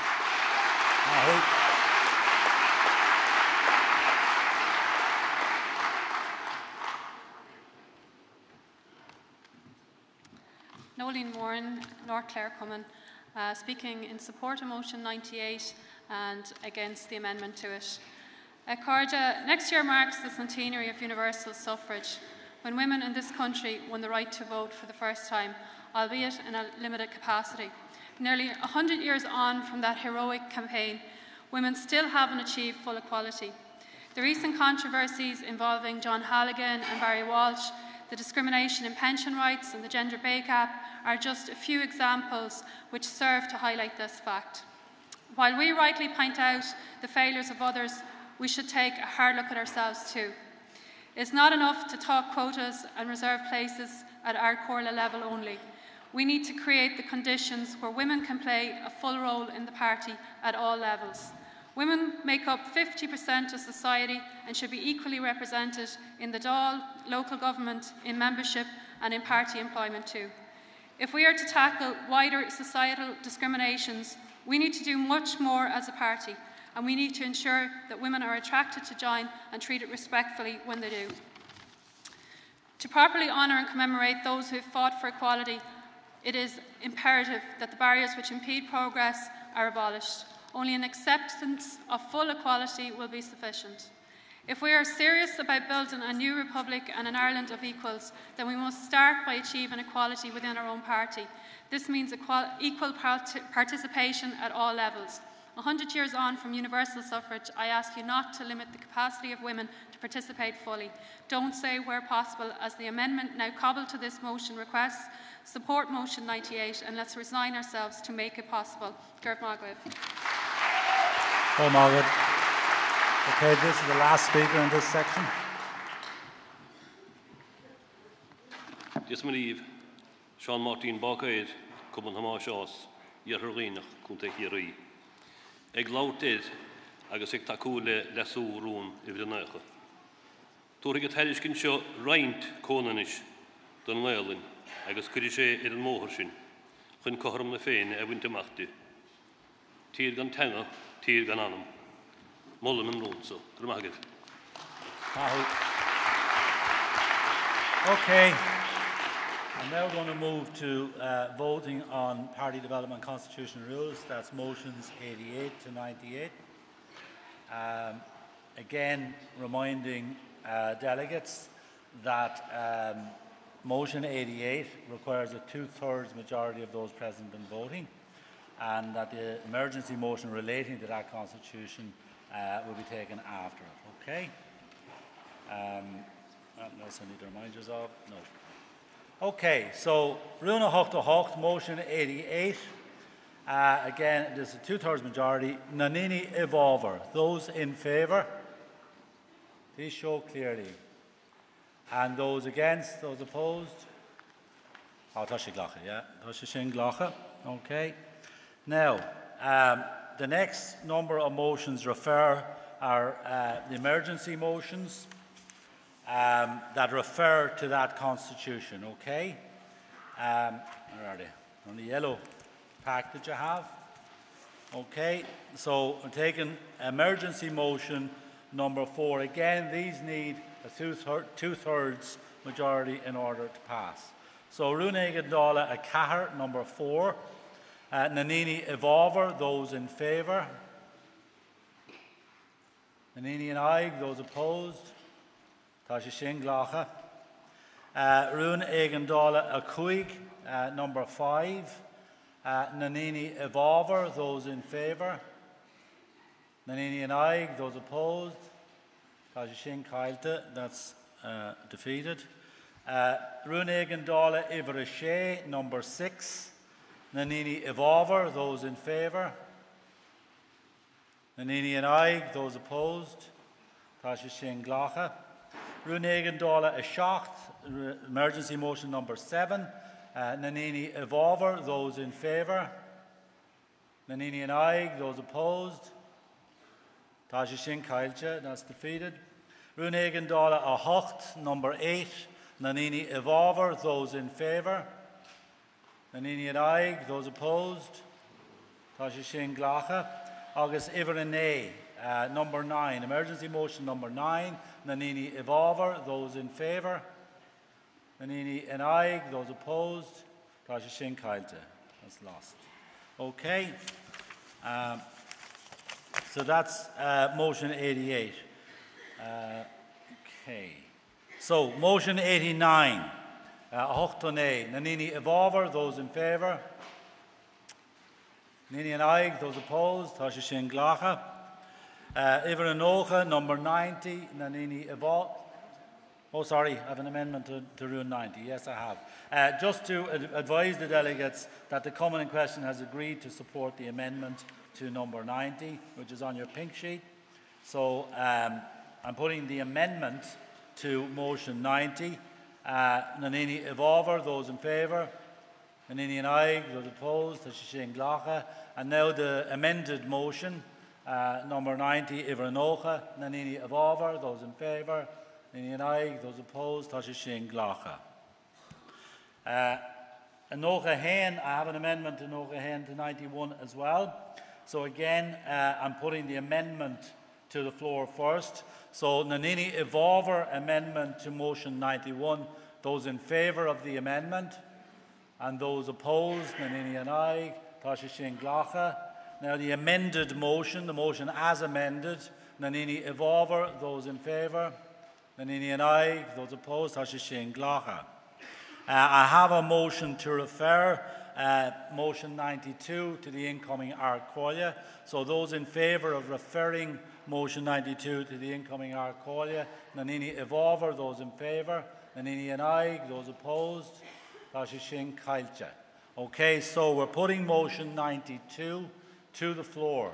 So Nanini Evolver, those in favour, Nanini and I, those opposed, Tasha Shin Glacha. Okay.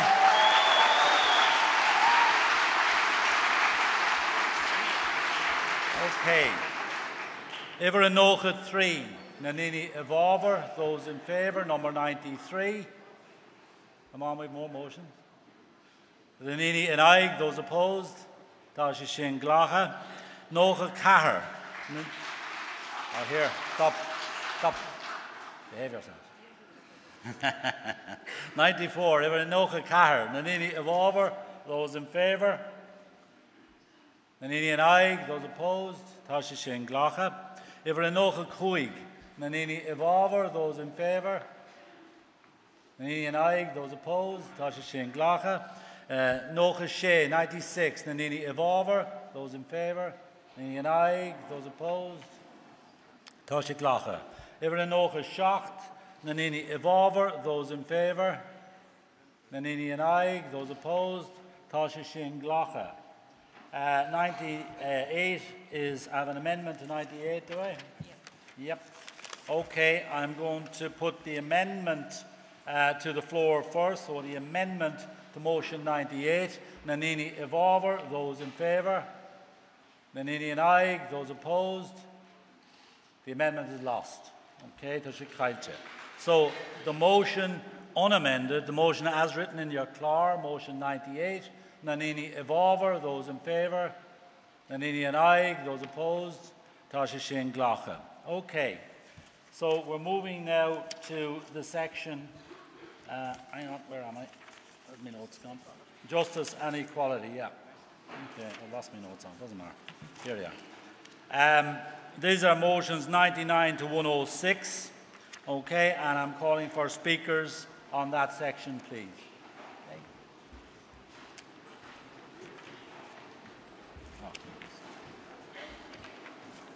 Donnacha O'Leara, Cumann, Trelach McSivna, Joe Murphy. Ag leabhar to bhábhar, Ruan. Fiúnas le hala le bhúrdul. Sorry, Donnacha, go ahead. A chuirde le roinnt blianta beaga nuas, tá go leor plé ar cuasaí pólíneacht agus conspóid ag buint leis na Gardaí. The last few years has seen the faith of the public in how An Garda Síochána was being run truly diminished, with scandal after scandal slowly chipping away at public confidence. We have reached a critical juncture with a force that is in radical need of reform, requiring a substantial overhaul of its operations, resources, its oversight, and the transformation of a dreadful culture that has for far too long existed, particularly within senior ranks.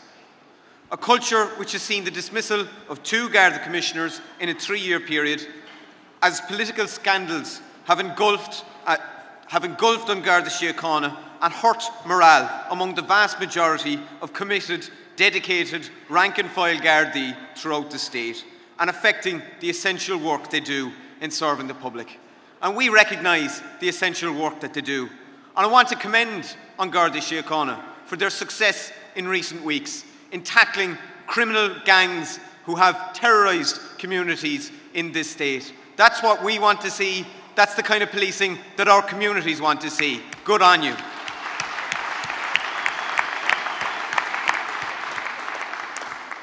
Tá na mílte de gná Gardaí faoi bhrú de bhar ciorratha, agus níos le brí de bhar na méid conspóidí. Recent times has shown us several examples of a force in disarray, be that in the form of falsification of breath test numbers with ever-increasing numbers of same and fixed charge penalty notices, and the deeply worrying apparent smear campaign on a Garda, Maurice McCabe, a man who came forward, spoke up and must be commended in his bravery, calling out the unacceptable practices that were going on before his eyes and in senior ranks.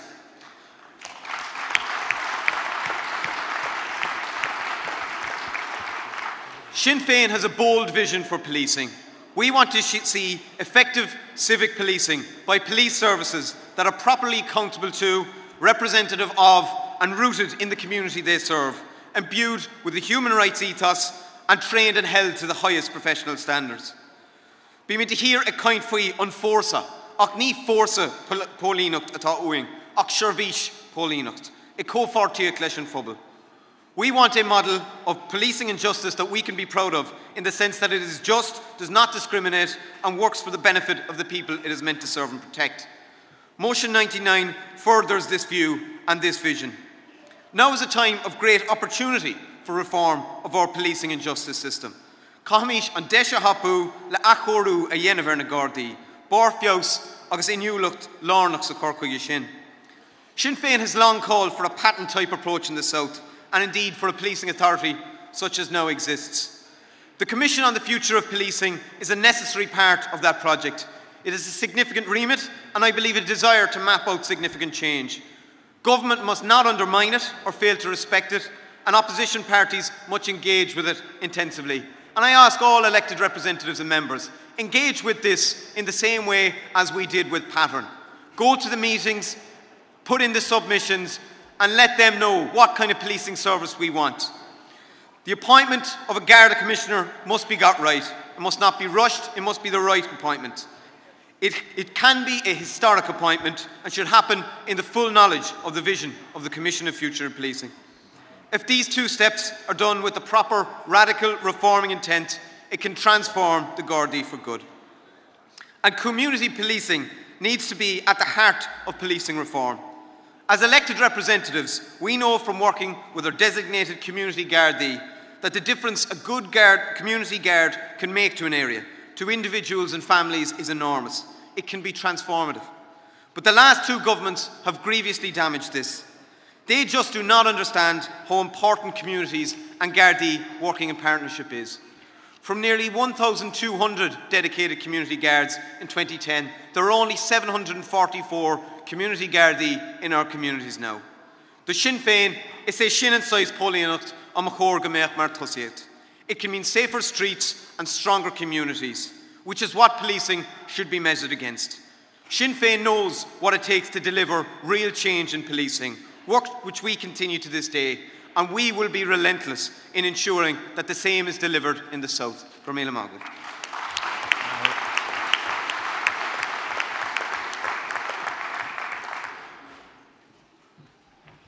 Megan Fern, Jim Lockery Common, Corla Counters, Ardwaka Haas.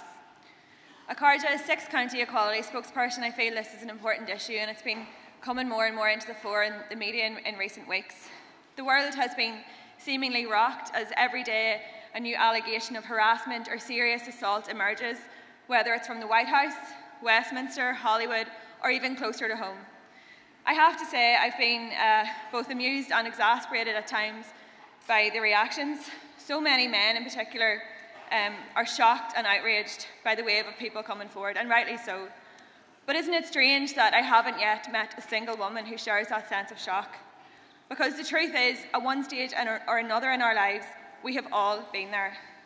So I think it's time for us to actually start paying attention, listening to and believing the women in our lives. Because this is every day and it is everywhere.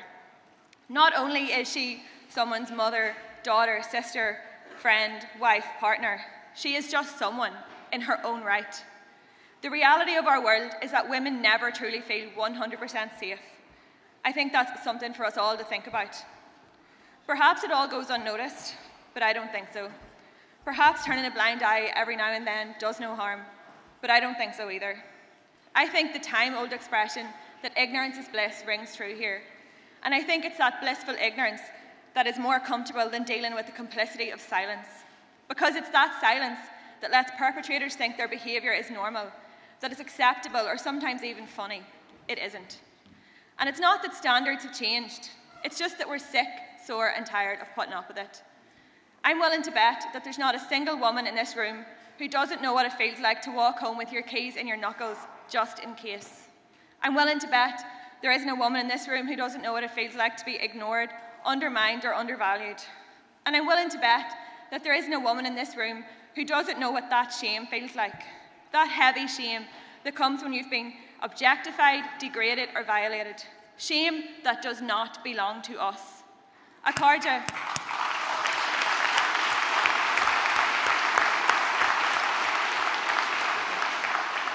Akarja, something has to change. Harassment in every form, no matter how small, no matter how insignificant it might seem to you, is a big deal for the person experiencing it, and it must be challenged. It's time to stop hiding from reality, and it's time to speak up, because this is all about power and who has it. These problems stem from the fundamental inequalities that exist within our society. I'd like to think that I've reached a tipping point, and I'd like to think that if I ever have a daughter, she'll grow up in a much safer and more equal world than even I did. Because our objective, yes, as a party is about building a new Ireland, an Ireland of equals, but we also have to build a world where people feel safe for women, ethnic minorities, our LGBT brothers and sisters, and those with disabilities. And I want to see action taken to make that the new normal. So Akarja, let's lead by example. Gormila Melgov.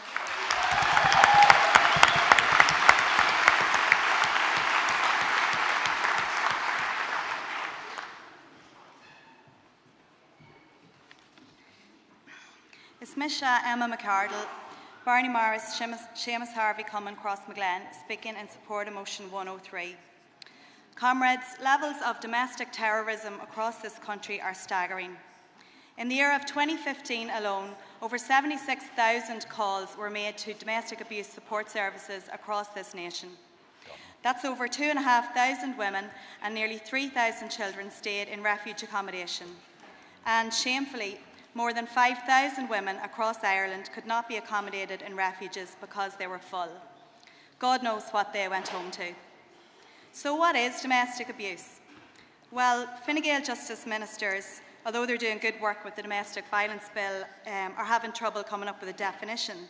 So I'm going to try and help them out because it's actually not that difficult. Domestic abuse is a deliberate and systematic pattern of behaviour in which a perpetrator seeks to incite fear in an intimate partner. It can encompass physical, psychological, sexual, financial and emotional abuse and coercive control. Abusers actually seek out partners whom they think they will be able to abuse, bit by bit isolating them from friends and family and breaking down their sense of self-worth. We must be able to convict perpetrators of the crime of domestic abuse so that the message is heard loud and clear. In Ireland, you cannot abuse behind closed doors. I also want to send a message to the media. People who hurt those they should love the most are not flying off the handle, and they're not committing crimes of passion, and to scapegoat the murder of women and children on mental health issues is an insult to those who struggle with their mental health every day.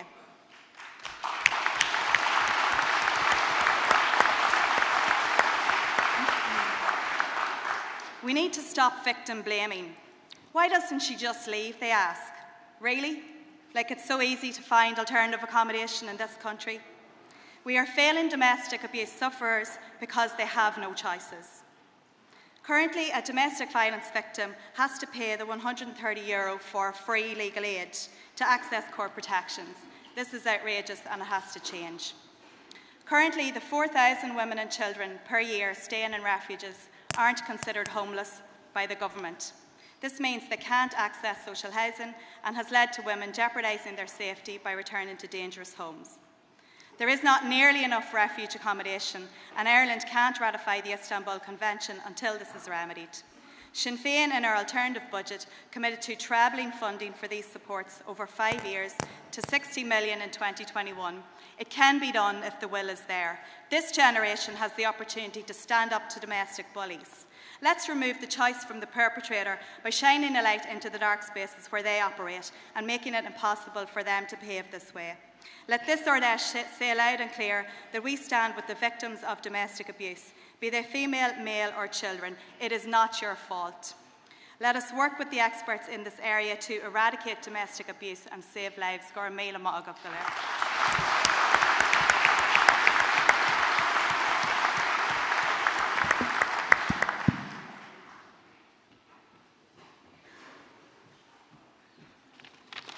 Catherine Kelly, MLA West Tyrone, speaking in favour of motion 100. Sinn Féin is clear about the kind of Ireland we aspire to. An Ireland that is united and upholds the rights of its people, particularly children and young people, so that they can play a full part in society. Sinn Féin's focus is upon transforming the lives of our children and young people and on opening the doors of opportunity to all. And our aim is to make Ireland the best place to grow up and to give all our children and young people the best possible start in life. That involves considering what more we can do and should do to support our most vulnerable children and young people. This means acting to address the minimum age of criminal responsibility. At age 10, the minimum age of criminal responsibility in 6 counties is one of the lowest ages of criminal responsibility in the world. This needs to be addressed. It is not acceptable that a 10-year-old can be prosecuted or sentenced in the criminal courts. We need significant reform to ensure that children are kept out of the criminal justice system. Raising the minimum wage of criminal responsibility is key to securing this. The United Nations Committee on the Rights of the Child have recommended that the criminal age of responsibility is raised in accordance with acceptable international standards. Taking this into account, it is necessary that we, as a party, work together to consider what the minimum age of criminal responsibility should be on an all-Ireland basis. In doing so, I would also recommend that any working group would also consider the management of risk in relation to children's behaviour, changes that might be required to the children's hearing system, police powers and issues in relation to disclosure certificates, and the waiting and retention of non-conviction information. Raising the age of criminal responsibility has overwhelming support across the board in the North, including statutory agencies such as the police, organisations that support victims of crime, and charities that support vulnerable children. In undertaking our work, we should ensure we engage with the full range of organisations on this crucial issue. I would urge you to support this motion and act in the interests of children.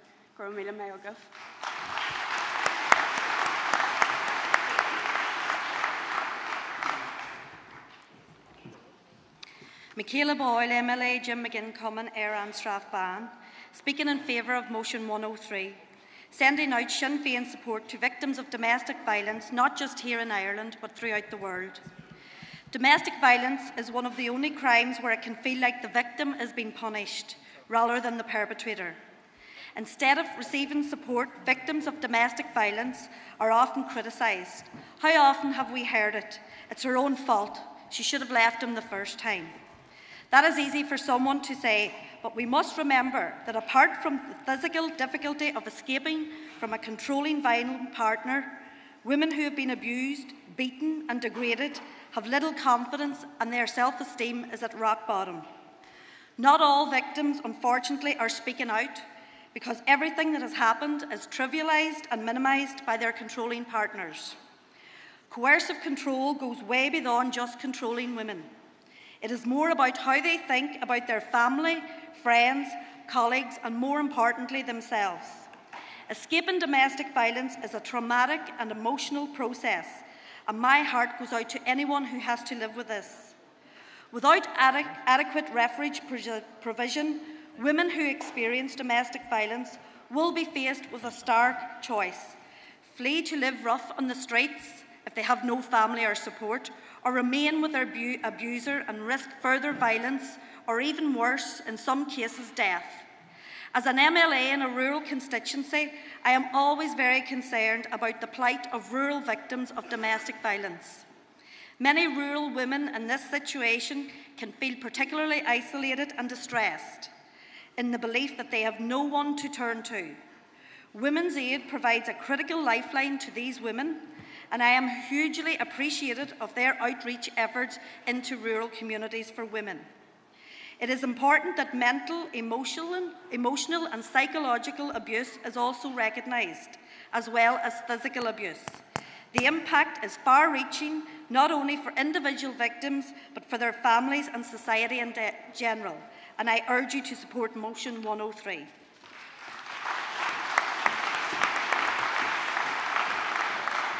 Sé Sean Cainteoir Dernach den Ryan Shot and Clark.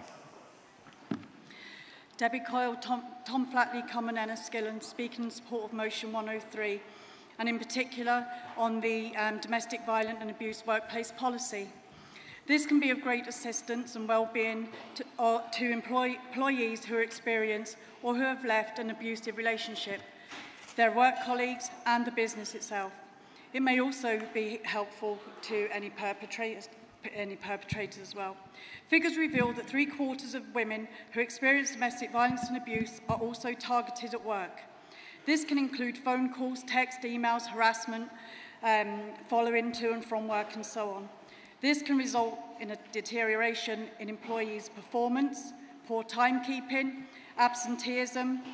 It threatens job security and job prospects, and many women give up work. A domestic violent workplace policy will raise awareness and offer training to the whole workforce, and by giving support and making reasonable changes that keep employees safe, allow them to go to doctors or solicitor appointments with no penalties, shows corporate social responsibility. It reduces any administrative problems, reduces loss of productivity that can cost across this island, runs into millions of euros and pounds, and reduces employee turnover. I'm pleased to say that in Fermanagh and Omagh District Council, Sinn Féin proposed this policy, and that is now in place from this year. Women and victims of domestic violence should not be penalised or lose job opportunities and promotion because they live in fear at home. Please support motion. Thank you. I'm too soft. I'm allowing one more speaker. Good afternoon, delegates. Chris Curran, elected to Dunleary at Down County Council. I'm speaking in relation to motion 106, which calls for the party's further support of the traveller community with a view to seeking a Shannon nomination. First of all, before I go anywhere, I have to be the first person to put my hands up and talk about my own ignorance towards the plight of travellers. But all that changed on the 10th of October 2015 when 10 people lost their lives in a fire in Glenamuck. During that period, I witnessed amazing compassion and heartbreaking grief. But what I also witnessed was an ineptitude and failure of some state bodies towards the rights of travellers that I really believe contribute towards what happened on that night. But as I understand, this matter is in the hands of the DPP, and I'm not going to do anything or say anything that could potentially jeopardise that process. But what I will do, and I certainly ask for the party's support on this, is that we don't rest until justice and truth is brought to the 10 people and their families who lost their lives on that night.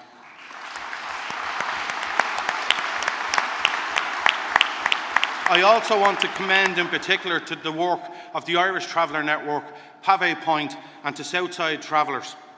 And I understand that representatives of those bodies are here tonight. And delegates, I'd like you to send a message to them of the support that Sinn Féin has for the rights of travellers in Ireland.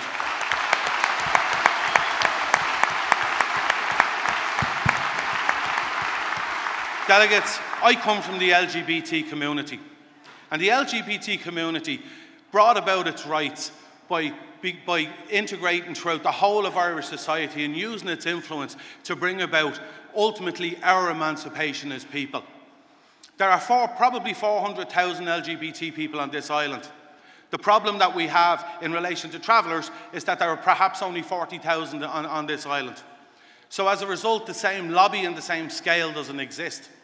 I believe the best thing that we can do as a political party is to encourage travellers to come forward and give them every single bit of support, that just as once upon a time when David Norris brought forward the voices of LGBT people into Leinster House and into the Oireachtas, I believe we should have a traveller doing the exact same thing. Gura míle maith. Thank you very much.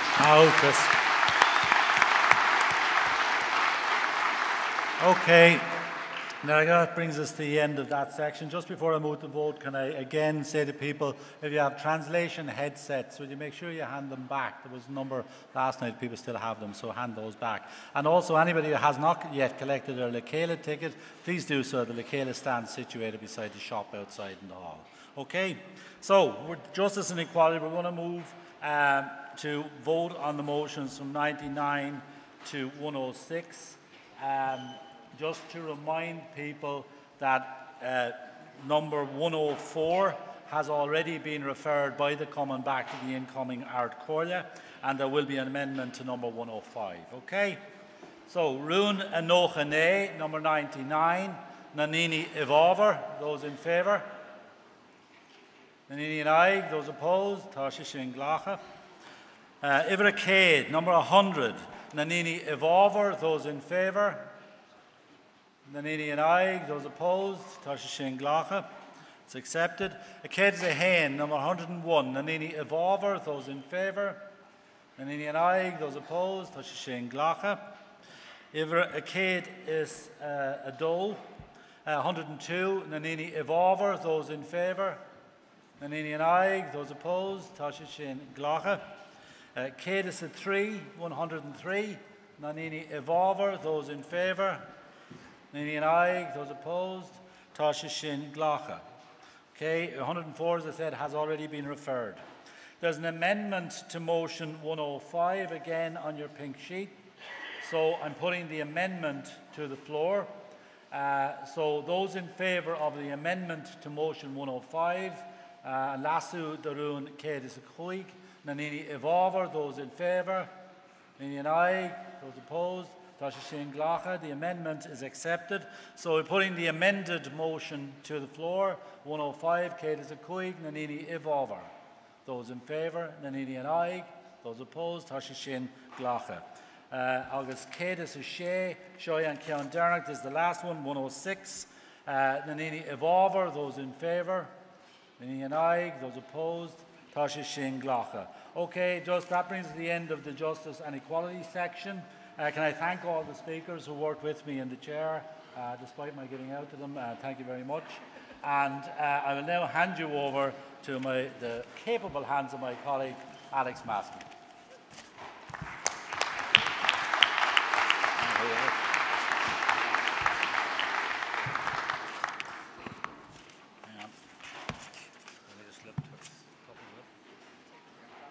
I had to take all my crap with me.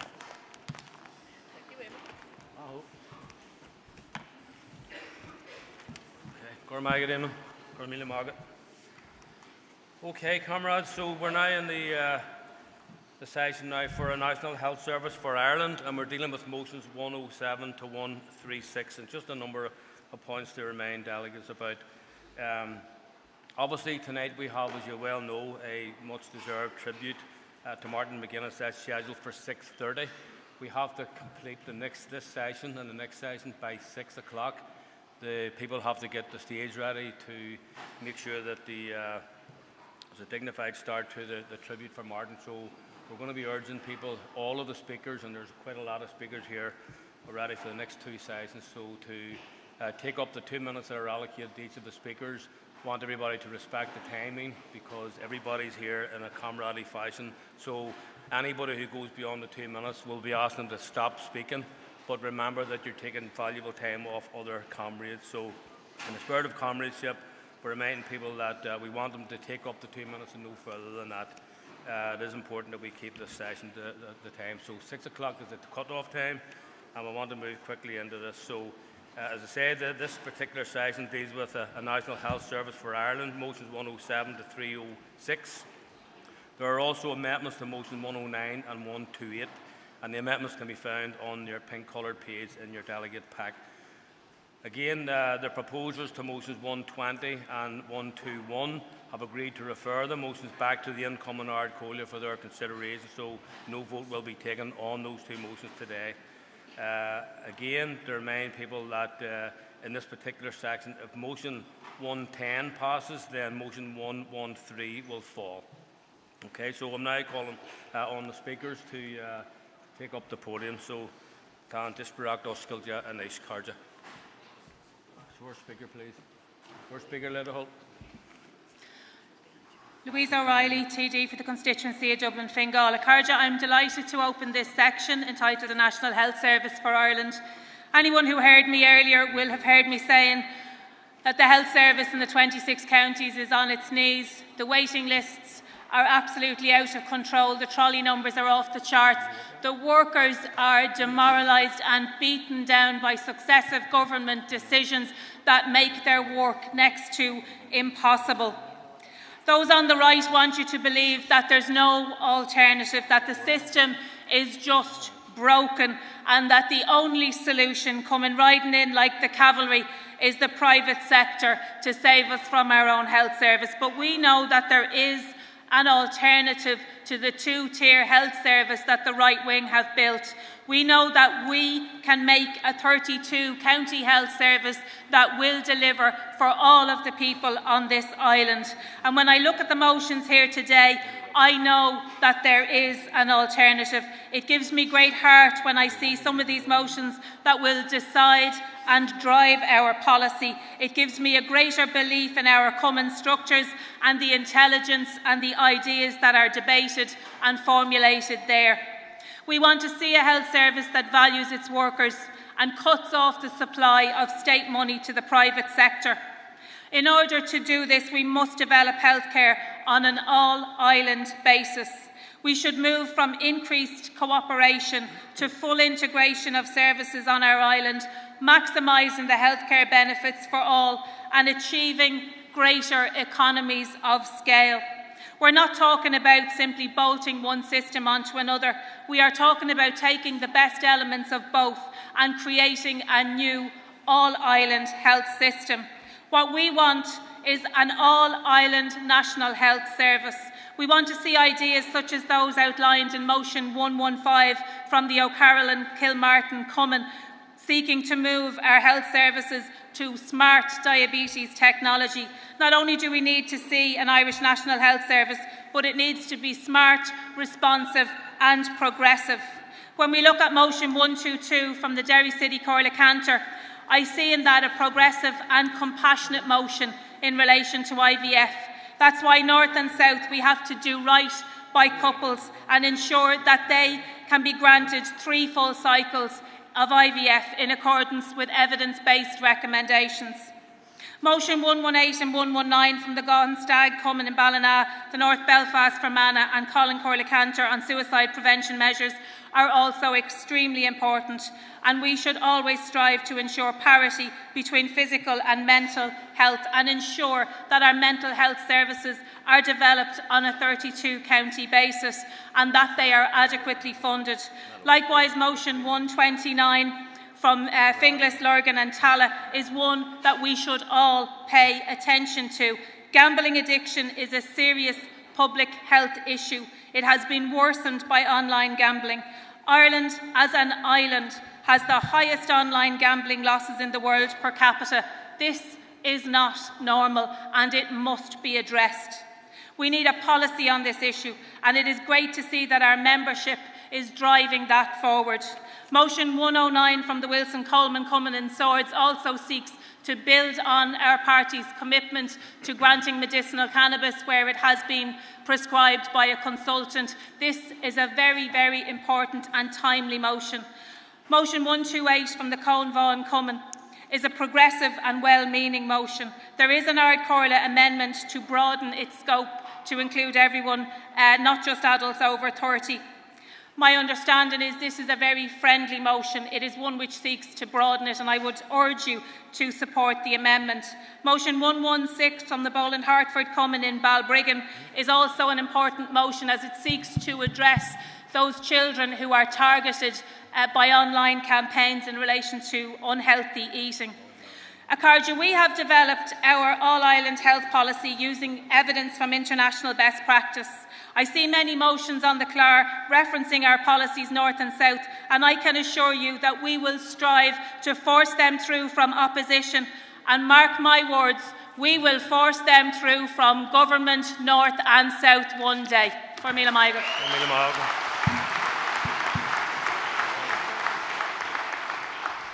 Just remind all speakers to refer their name and who they represent here this afternoon.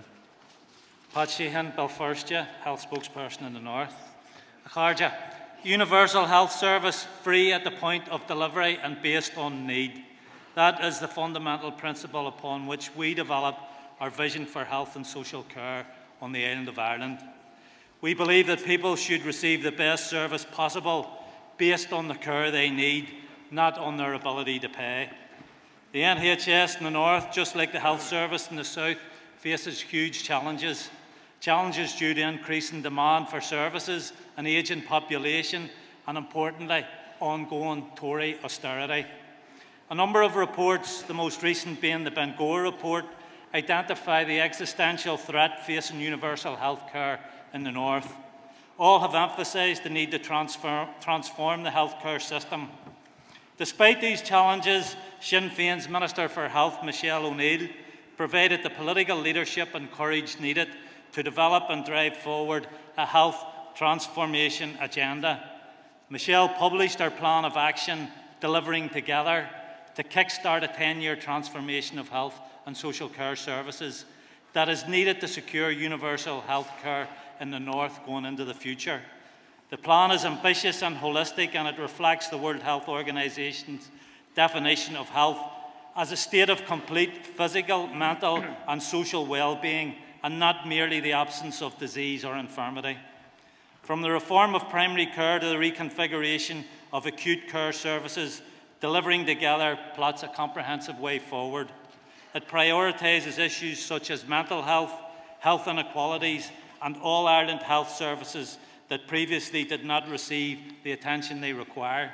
But the significance of Delivering Together is just that, delivering health transformation together. It's a genuine acknowledgement that the greatest asset of a health and social care system is the people who work in the system, often in very challenging circumstances. It's a recognition that delivering a proper health service requires partnership working with those in the front line in health and social care, as well as the people who use those services. Importantly, the Delivering Together plan received the endorsement of the Executive and got cross-party support in the Assembly. While transforming health and social care in the North will be difficult, especially in the face of Tory cuts to the block grant, Delivering Together, as long as it is adequately funded, provides the way forward. A vision for health underpinned by political leadership can create the momentum needed for a better health service. Míle buíochas. For míle buíochas, Pat. You're in time. In time. God Bummies now, Liverpool. 2 minutes, please. It's Misha, Councillor Malachy Quinn, Bowling, Harford, Cumming, Balbriggan. First, can I extend my sympathy to the family of May O'Hagan, 99 years of republicanism going through her veins. She passed away yesterday, and her house was always open to Republicans through the 50s, 60s and 70s. She was from Raheny in Dublin, originally from County Down. Thank you.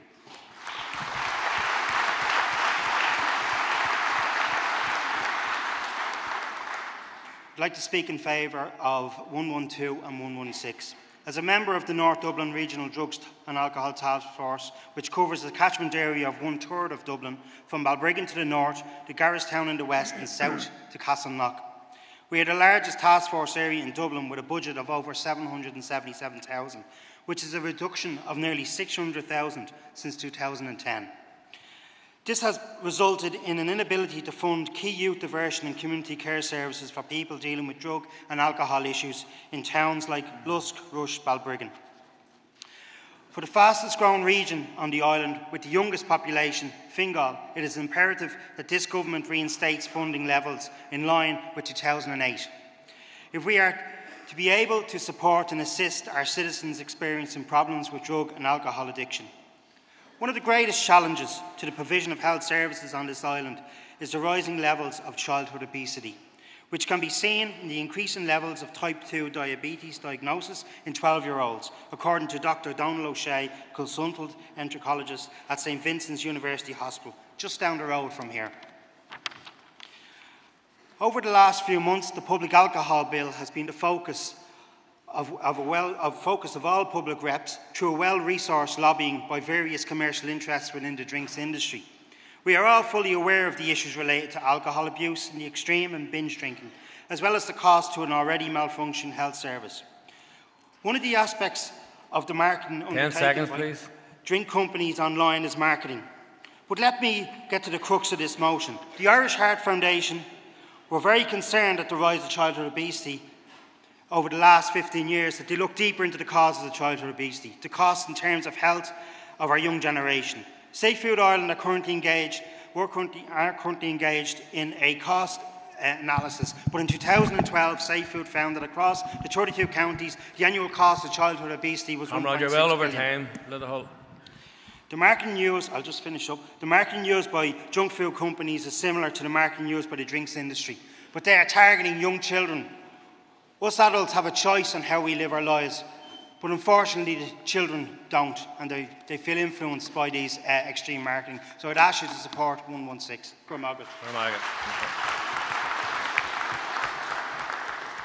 Just remind all speakers, please stick to the 2 minutes given. Desi Ellis, Chapter Dala, Urlori, Druggy, Agus Alcohol, Lahaig, and Party a Glorcher Son, Ruin, Cadis. Ireland has long been scourged by the problem of drugs.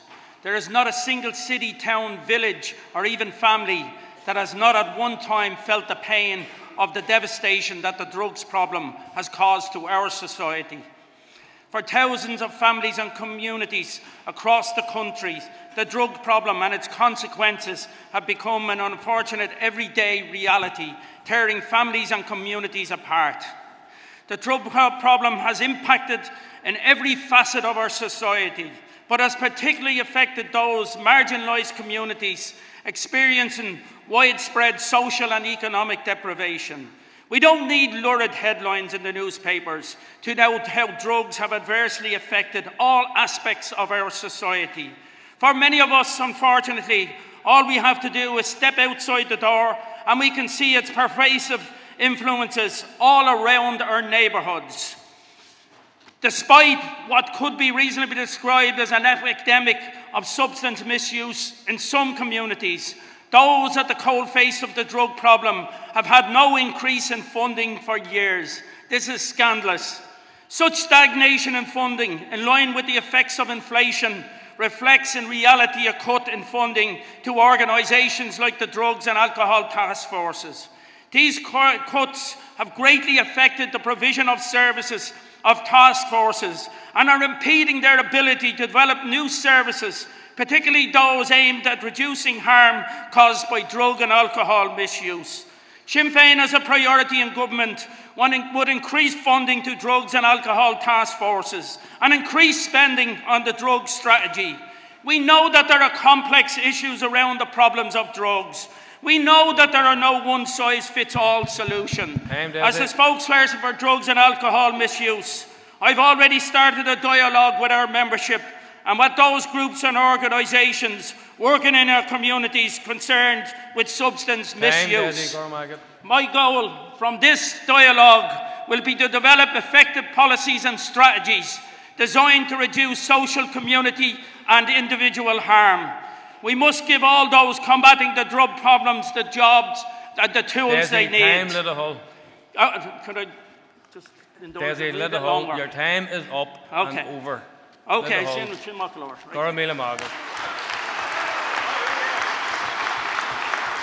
I understand as a Catholic that it's very difficult for people to get all of their contribution in the time allocated, but the longer delegates speak over their time, they're denying other comrades the right to speak at all. So,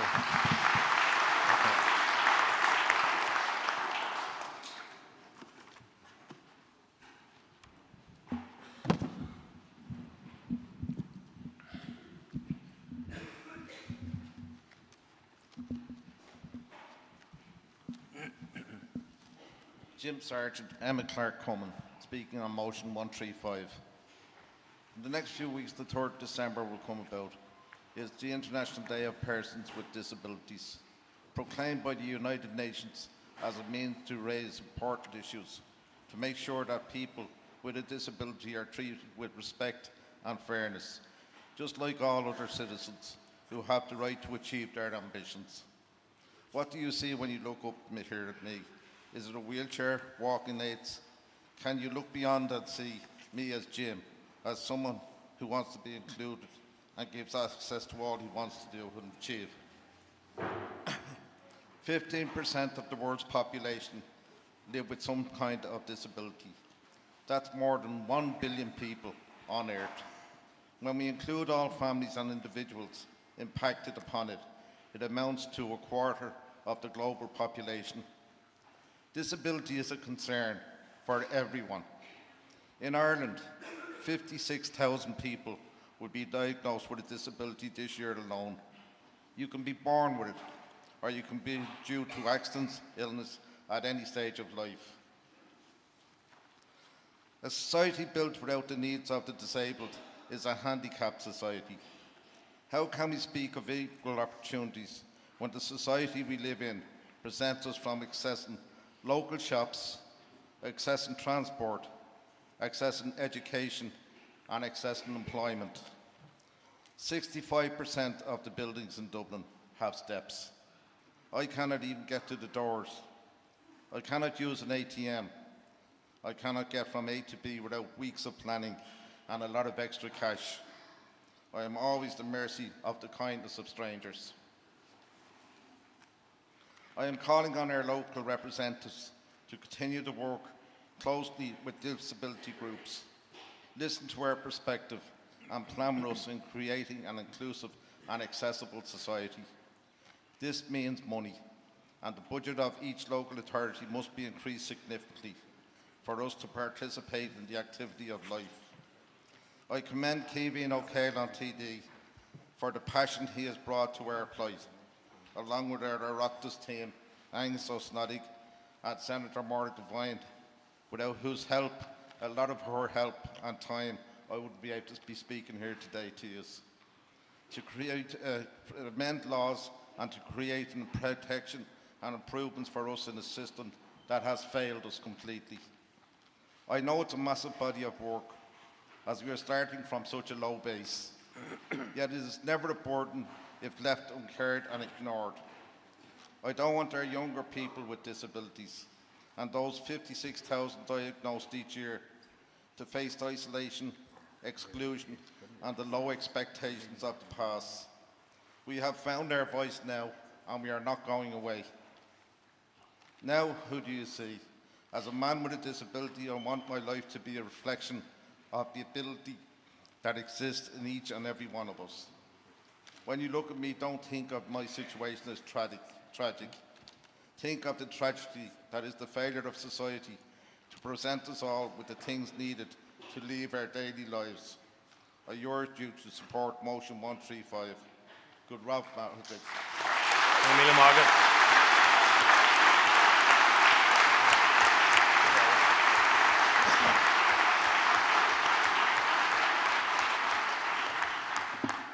Jonathan O'Brien, Markovich, Tigbarry, Common Cork City, speaking in favour of motion 109 and the amendment to 109. That's in relation to the medicinal cannabis compassionate access programme, which the Minister for Health is due to roll out within the next 2 weeks. We know from meeting with Simon Harris that the new access programme that he is going to introduce will only cover 3 medical conditions. Now, this is wholly unacceptable for many patients who fall outside of those medical conditions.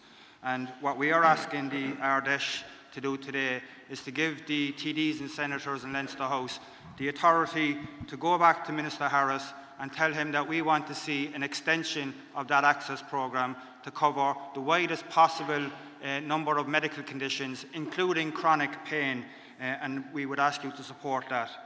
In relation to the Ardcola motion 110, while I agree completely with the vast majority of it, I do think there is a glaring contradiction in it, and that is where it says that we are going to maintain the offence of possession for personal use and preserve that in legislation, but then goes on to say that we are going to introduce a system where a judge can then decide not to impose a criminal record.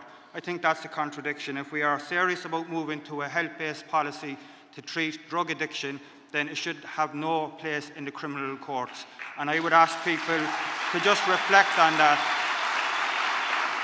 I won't ask people to vote against it because it is an improvement on party policy, but there is a glaring contradiction there for the party, and the Ardcola needs to get a grip with that. I would also ask people to support the motion 113.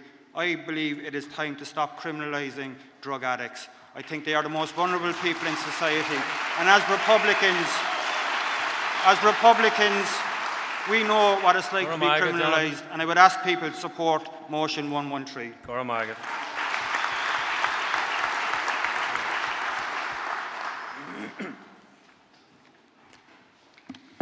Maeveen Brown, Carher, McCreesh Common, Grimmoor, Ballymacnab, Armagh.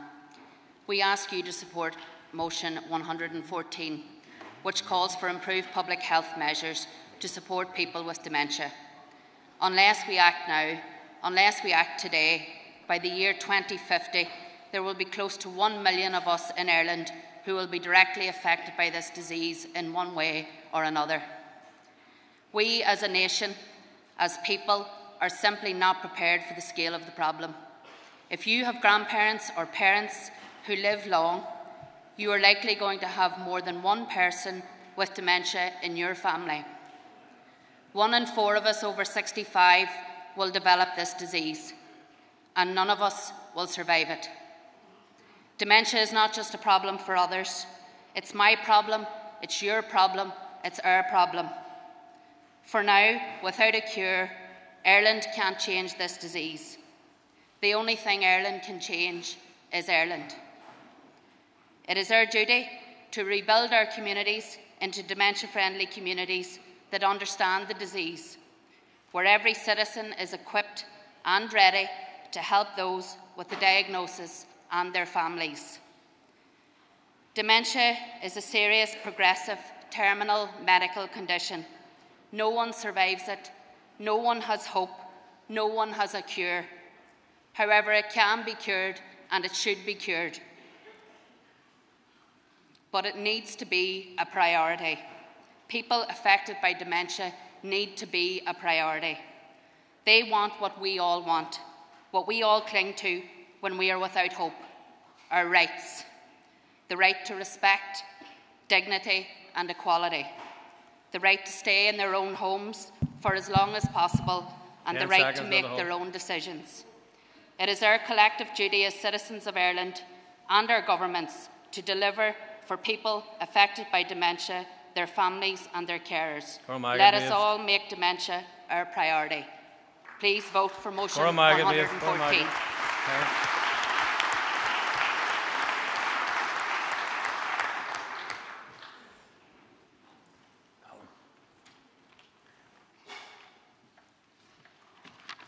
Colm Gildernew, MLA for Fermanagh South Tyrone and Party Spokesperson for Carers and Wellbeing. Churum Fáilte Riv an Rún 132, agus area mar Hakti, na Hardesha, Takiak, the Howard Do. A Kiardia, our friend and comrade Nelson Mandela once said, "A nation should not be judged by how it treats its highest citizens, but its lowest ones." The most vulnerable people in our society are those in need of care. Behind that reality, we have hundreds of thousands of citizens delivering what is sometimes referred to as informal or unpaid care. In the North, over 220,000 carers provide an estimated £500 million worth of savings to the health and social care system on an annual basis, while in the South, the estimated savings stand closer to €4 billion. This cohort of citizens are facing a daily struggle which is becoming increasingly difficult to sustain as our population continues to live to older ages. While people living longer is a welcome development, it is contributing to a more complex care environment. We must develop strategies that are relevant to the needs of carers. By this, I mean not simply a carer strategy, but that all our policies are informed by and contribute to the needs of carers. A Ciardia, it is frequently argued that the difficulty with providing better health care is a lack of money. It is not.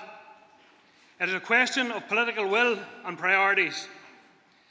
If we are to improve mental and physical health outcomes for all our people, a more sustainable model of domiciliary care is urgently required. To achieve this, we need to involve service users, carers, and the community and voluntary sectors in this crucial debate. I commend motion 132 and ask you to endorse it at this hour dash.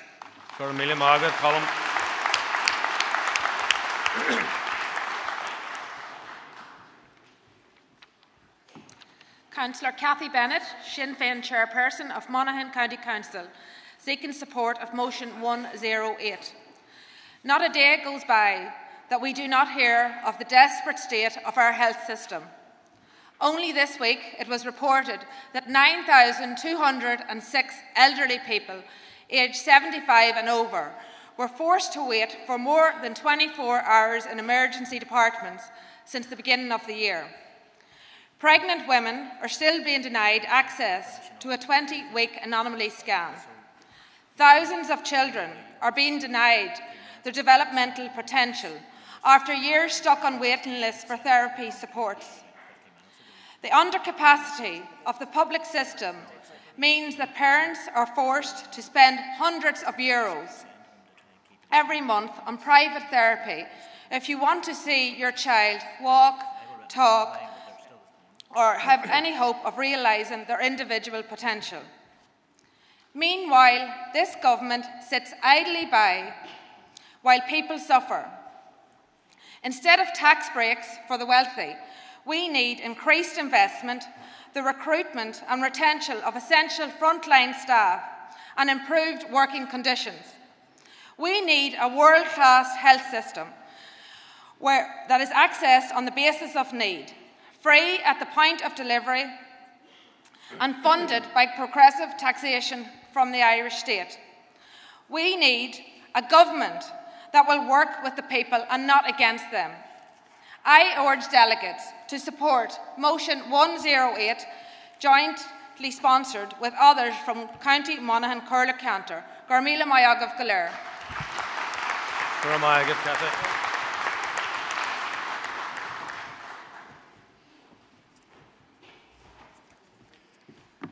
Caoimhín Ó Caoimhán, Sinn Féin spokesperson on the rights of persons with disabilities. Budget 2018, a joint venture by Fine Gael and Fianna Fáil, was a huge disappointment for the more than 640,000 people across this state who face each day with the challenges that their disability or disabilities present. Unlike Sinn Féin's alternative budget that placed the rights and needs of people with disabilities front and centre, the Leo Varadkar, Pascal Donoghue and Micheál Martin budget provided very little to address the deep cuts of the austerity years that impacted those least able most. It is long past time for government to face up to the fact that many people with a disability are living in poverty, facing costs and charges week after week that either do not arise or do not as frequently arise in the lives of the more able. There is a real cost to living with a disability, a cost that must be acknowledged and must be realistically provided for. Creating a real society of equals requires both political and societal acceptance that we have a duty as a people to provide for those least able to provide for themselves. Our commitment, Sinn Féin's commitment, is to make this happen. Pending the formation of a Sinn Féin-led government in this state, we again call on this Fine Gael, Fianna Fáil coalition, I always believe in calling it a spade, to seriously commit to the essential steps that would lead to real equality, including equality of opportunity for the 13.5% of our population who indicated they had a disability in Census 2016. Akarja, we call for the immediate ratification of the United Nations Convention on the Rights of People with Disabilities, and we call on this government and their Fianna Fáil allies to commit publicly to making Budget 2019 a real and earnest beginning to a programme of special measures and supports targeted at people with disabilities. I urge your support for Motion 130 and the subsequent motions that address the issues of the rights and needs of people with disabilities.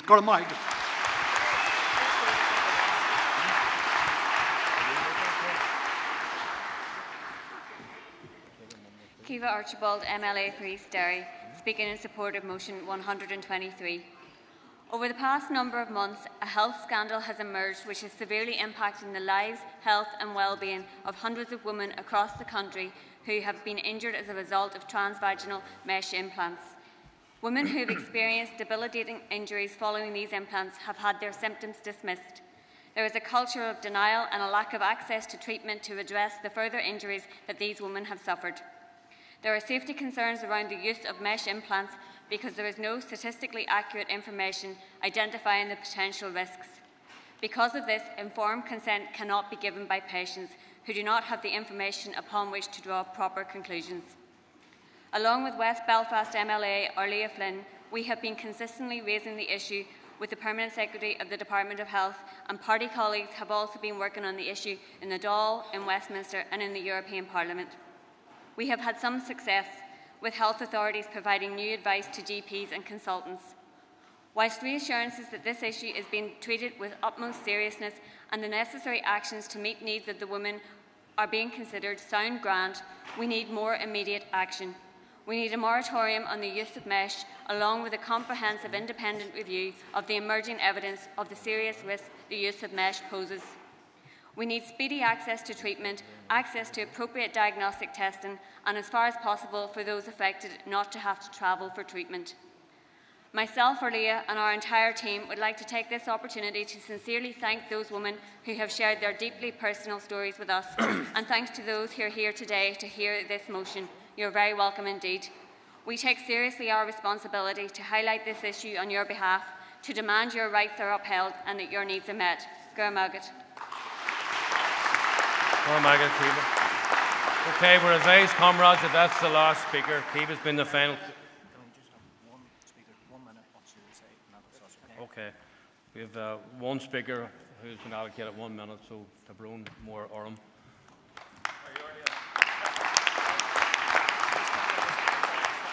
Orlia Flynn, West Belfast MLA, speaking in support of Motion 119. Carja, in the first 6 months of this year, 164 people have died by suicide. In 2015, we had 769 suicides in Ireland. In the north, we had the highest number of deaths by suicide ever. Despite all the time and commitment given to suicide prevention, our suicide rates remain devastatingly high. The day-to-day lives of too many families, friends and loved ones are being turned upside down by its impact. This is not a situation that any of us can tolerate.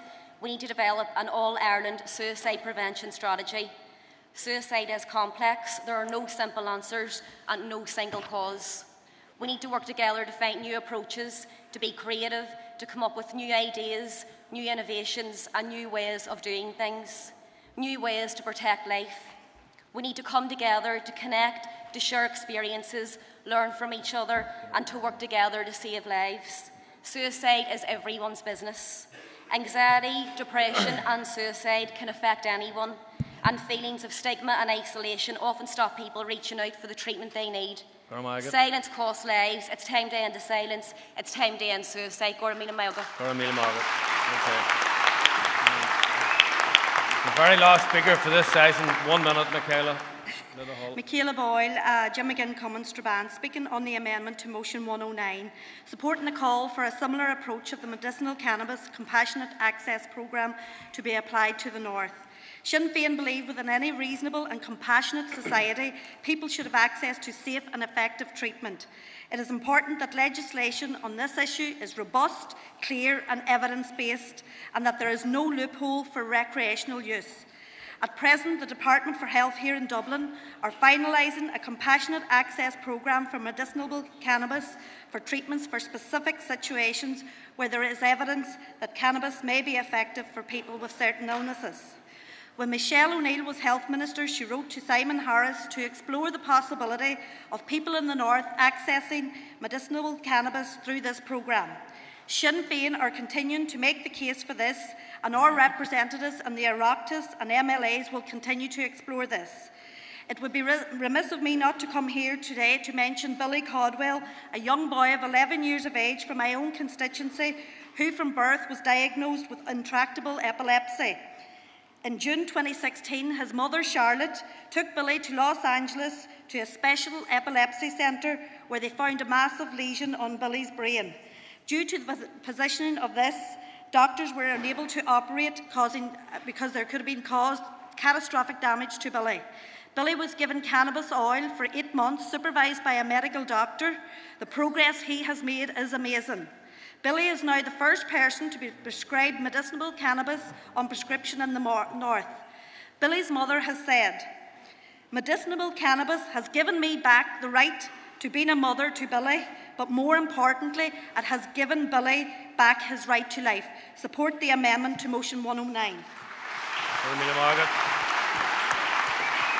Okay, comrades, we're now moving to the votes on motions from 107 to 136. I can ask delegates to show clearly with their card how their voting intentions. So moving very swiftly to those in favour of motion 107. So room 107, Evolver. And aye. Tashi Glagda. Room 108, Evolver. And aye. Tashi Glagda. Room 109, just to remind members that there's an amendment to motion 109 and the Common has agreed to support the amendment. So I will put the amendment first and then a motion, substantive motion, whatever that may be. So room 109, Evolver. Sorry, the amendment to motion 109, Evolver. And aye. Tashi Glagda. Now the room 109 is substantive motion with that additional amendment. Evolver. And aye. Tashi Glagda. Room 110, just to say that, remind you again that if this motion passes, then motion 113 will fall. So room 110, Evolver. And aye. Tashi. We'll have that again. I just want to see that again. So room 110, Evolver. And aye. Tashi Glagda. Room 111, Evolver. in aye, tá sé glacta. Rún 112, Ivava, in aye, tá sé glacta. Motion 113 has falls, so that's not for vote. So Rún 114, Ivava, in aye, tá sé glacta. Rún 115, Ivava, in aye, tá sé glacta. Rún 116, Ivava, in aye, tá sé glacta. Rún 117, Ivava, in aye, tá sé glacta. Rún 118, Ivava, in aye, tá sé glacta. Rún 119, Ivava, in aye, tá sé glacta. Rún 120 has already been referred to the incoming hour cola, so there's no vote. And similarly with 121, no vote on 121. Moving then to 122, Rún 122, Ivava, in aye, tá sé glacta. Rún 123, Ivava, in aye, tá sé glacta. Rún 124, Ivava, in aye, tá sé glacta. Rún 125, Ivava, in aye, tá sé glacta. Rún 126, Ivava, in aye, tá sé glacta. Rún 127, Ivava, in aye, tá sé glacta. In Rún 128, there's also an amendment, and the Common has agreed to support the amendment, so I will put the amendment first. So those in favour of the amendment to Rún 128, Ivava, in aye, tá sé glacta. The substantive motion 128 with the amendment, Ivava, in aye, tá sé glacta. Rún 129, Ivava, in aye, tá sé glacta.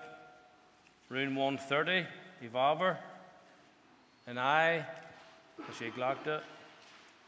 Rún 131, Ivava, in aye, tá sé glacta.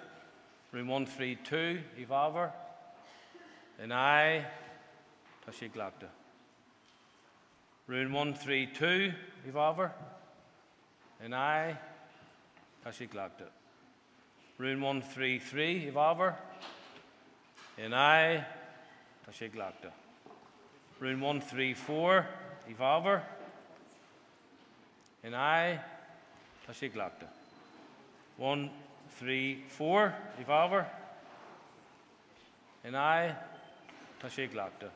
Rún 135, Ivava, in aye, tá sé glacta.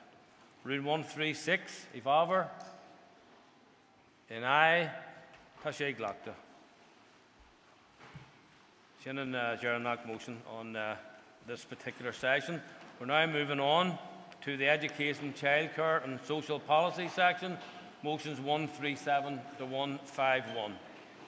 Now we have approximately 1 hour for this, comrades, and we've no more than 1 hour for this, because as I said earlier on, we're moving very quickly after that to set the stage for the tribute to Martin Mcguinness. So I'm urging and insisting that all delegates will speak to the time allocated for Amelia Magov, Mary Lou MacDonald. I'm speaking to motion 144 on behalf of the Ord Corla. This motion reaffirms Sinn Féin's support for the repeal of the 8th Amendment of Bunreacht na hÉireann. It further affirms our commitment to campaign to achieve this objective and calls on the government to hold a referendum to repeal the 8th without further delay. It restates Sinn Féin's belief that full information and non-directive pregnancy counselling embodying all choices be freely available, and reasserts Sinn Féin's absolute opposition to the criminalisation of women who have an abortion. It calls for the availability of abortion where a woman's life, health or mental health is at serious risk or in grave danger, and in cases of fatal fetal abnormality, and in cases of rape or sexual abuse.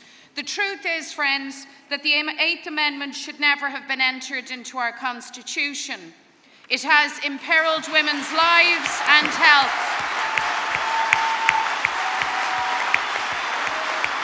In some cases, it has cost women their lives. It has inhibited doctors from caring for their pregnant patients without fear of criminal sanction. The 8th Amendment caused a child rape victim to be dragged through the Irish courts. That was in 1992. The child was 14 years old. She was publicly referred to as X.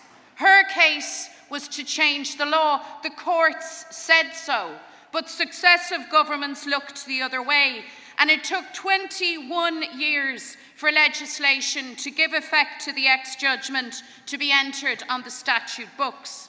And this shameful failure and political cowardice cannot be explained away because abortion is a difficult issue, or because it excites great passions on all sides, or because it is a matter of conscience.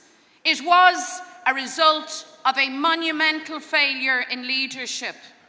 Now, friends, there's every shade of view on abortion in society, and in Sinn Féin too. People in this hall hold very, very different views. Compassion and respect must inform this debate. But there can be no ambiguity regarding our responsibilities to Irish women. We are, all of us, people of conscience. We hold our position on abortion and a woman's right to choose in good conscience. We make our case and debate in good faith. We arrive at a decided position democratically and openly. And then we lead. And then we act. We do not cop out on an issue of such importance to women. We will not do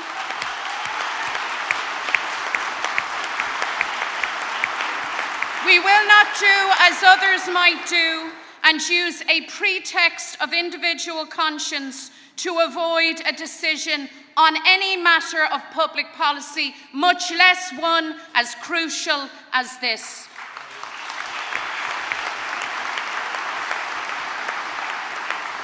So let no one be fooled or taken by the Fianna Fáil or Fine Gael a la carte approach to this debate.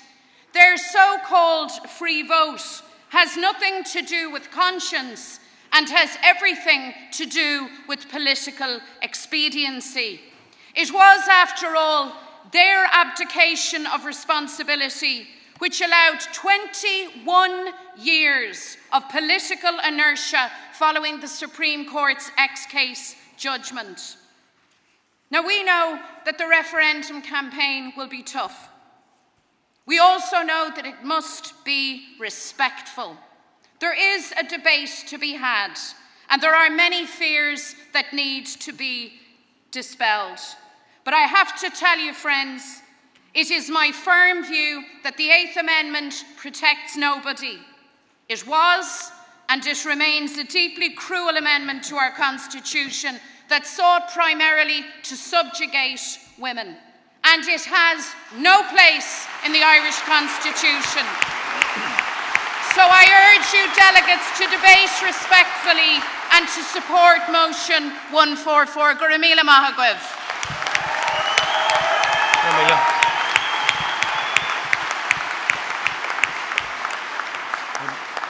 Before our next speaker speaks, I just need to outline a number of points that you need to bear in mind. There are two amendments to motion 144, and they are marked Amendment A and B on the pink sheets. As neither of these amendments conflict, votes will be taken on each amendment. I just want to make people also aware that if motion 144 passes, whether amended or not, then motions 145, 146, 147, 150 and 151 will fall. And similarly, if 144 fails and any of those other motions pass, then any of the above motions not already voted upon will then fall. We'll explain that as we come to each of the votes, of course, individually. So, go right, Cara. Karen Mullen, MLA, Education Spokesperson in the North, Paul Councillor Common, Derry. For Sinn Féin, cherishing all the children of the nation equally isn't rhetoric. It isn't a slogan worth paying lip service to, but not much else. For us, it is real, it is meaningful and as relevant in today's Ireland as it was in 1916. And is how we approach everything we do, whether that be campaigning on the streets or serving in ministerial departments. Our record through successive education ministers in the North has demonstrated that. From abolishing the 11 plus to revolutionising the schools estate and targeting resources at the most deprived schools and families, eradicating inequality and cherishing every child and their future has been the central focus of Sinn Féin's approach to education. As Sinn Féin education spokesperson in the North, it is a huge honour for me to continue that legacy. And there are many challenges that confront us, because it is children and the most vulnerable in our society who will pay the price of unrestrained Tory austerity policies, now supported by the DUP. Even in the absence of an executive, Sinn Féin has proven to be an effective bulwark against that agenda. When they tried to cut the school uniform grants, we fought them and we won. When they tried to cut free school meals, we fought them and we won. When they tried to cut the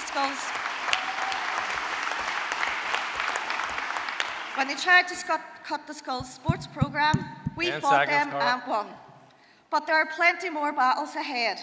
Changes to the benefits criteria are again threatening the free school meals entitlements of thousands of children. We have succeeded in forcing the department back to the drawing board and to take their equality obligations seriously. But this will be an ongoing campaign. So we will continue to fight the battles.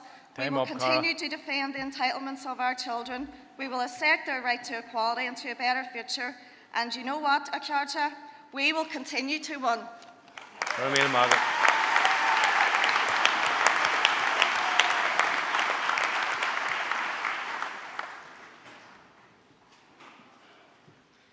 Councillor Sarah Hallen, Devlin Plunkett Common.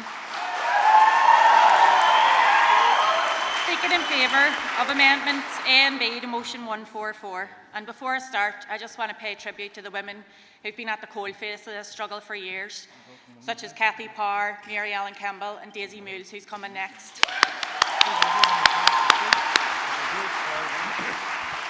As a Sinn Féin councillor elected in 2014, I feel very proud that we're progressive on social justice issues. We want to be there for ordinary working families like mine. We campaign extensively for marriage equality, north and south. We offer policies that look after the most vulnerable in society. We target other parties on their failings and backwardness on matters of equality. But on this issue of women's health, we are falling behind. Being pro-choice is not radical. It's not extreme. I would neither force a woman to give birth, nor would I force a woman to terminate a pregnancy. I'm in the middle. I trust women to make ethical decisions about their own bodies and lives, and it is none of my business about why they want to make them decisions.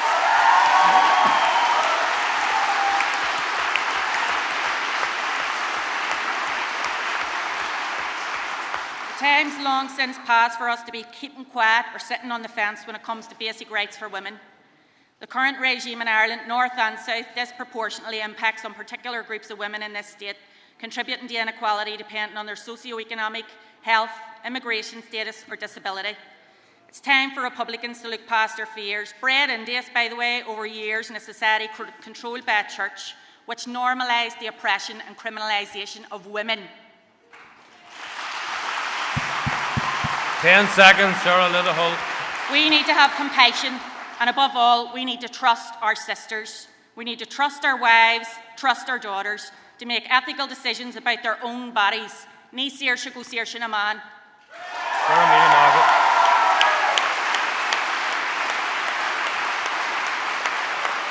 I've been advised by the steering committee that all speakers that we can get in between now and before 6 o'clock closing time will have 1.5 minutes.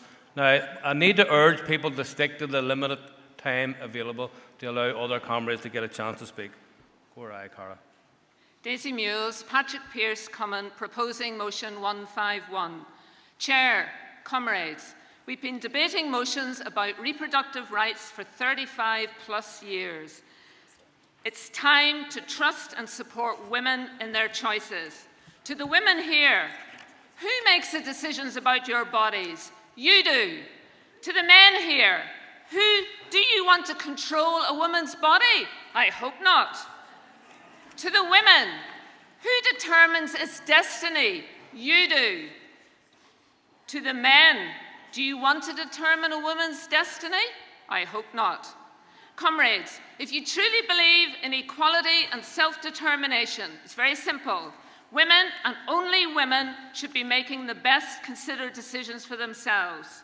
Are we in Sinn Féin going to continue to decide for women what they can choose to do with their bodies?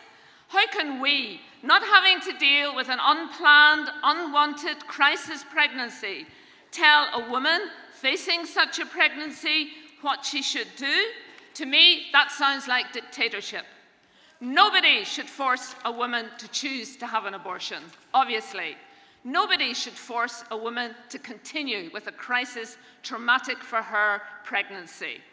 We as a society import women to England and beyond because we're unable to accept their choices. That's an absolute disgrace. Comrades, no one here is pro-abortion. No one here favours abortion. But sometimes a woman needs to decide to have an abortion. Who are we to judge that woman and deny her choice? It is up to us. Trust women.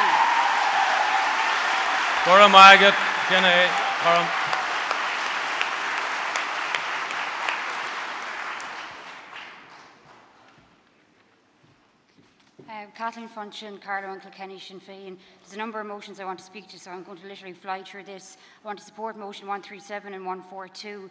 If we want to change the current injustices in our society, we need to give our younger generations the tool to challenge and question the system. Providing a fair and equitable education system that gives every student the ability to reach their potential is the best way we can do this.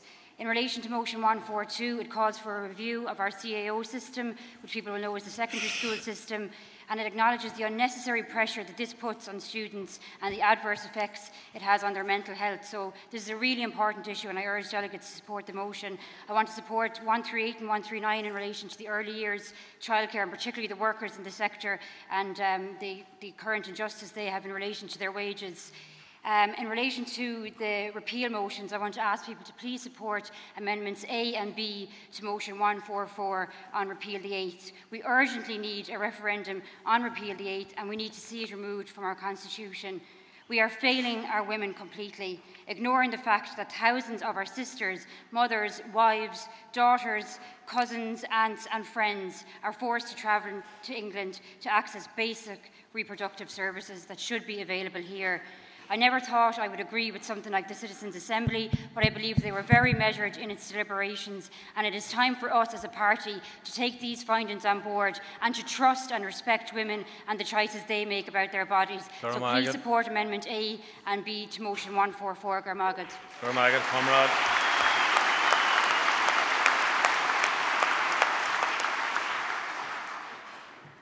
Niamh Cusack, Women's Officer for the National Youth Committee. Akarja, I'm asking you to support motion 147 and to vote against the motions 148, 149 and 150. The 8th Amendment in the 26 counties and the lack of abortion services in 6 counties have meant that many women have died as a result of having been denied life-saving abortion procedures. This is completely unacceptable. It's time for our party, a party that has always been an advocate for human rights, to move forward and start trusting women. Since 1980, at least 150,000 women have had to travel to other countries to receive the health care that they are being denied at home. An equally horrific fact is that women are still being criminalised for seeking abortion services. We must fully condemn the criminalisation of women. We must stand in support of them and be their allies. The fact is, this is a healthcare issue and not a criminal justice issue. By supporting motion 147, the party will be in a position to work on women's healthcare policy that will benefit women both north and south. It will allow us to fully support the repeal campaign. Sinn Féin Republican Youth support choice without borders, free, safe and legal.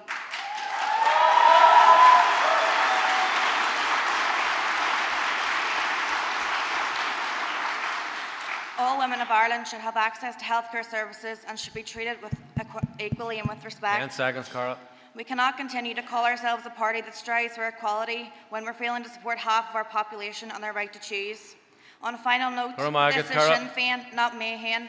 Our party has always been a collective and united on policy that is decided on Nardash. 149 is a cop-out and that's not who we are. Thank you.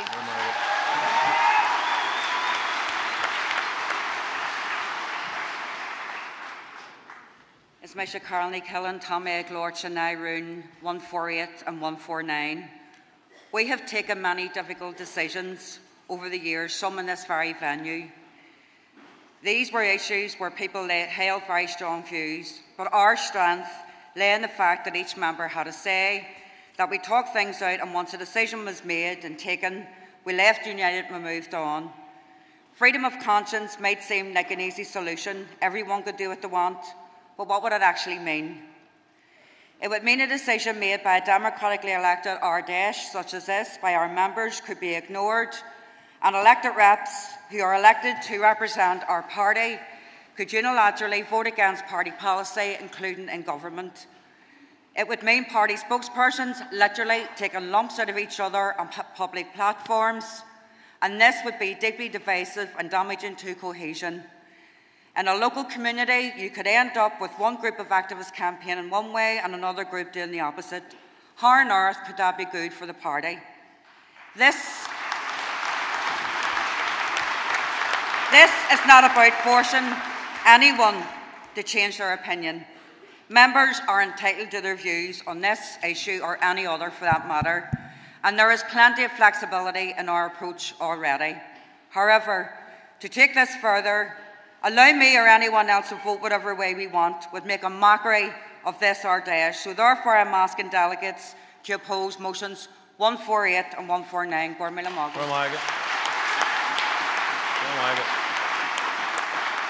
Just remember 1.5 minutes, comrades. Denise Mitchell, Cowcally Cummon, Coolock, speaking in favour of motion 138 and 139. We hear a lot of talk in recent months around the gender pay gap, of how women earn 14% less than men in Ireland. And this isn't just about blatant pay discrimination inside companies. It's also about the pay in different professions dominated by either men or women. And childcare is one of these. 94% of the staff working in the early years sector are women.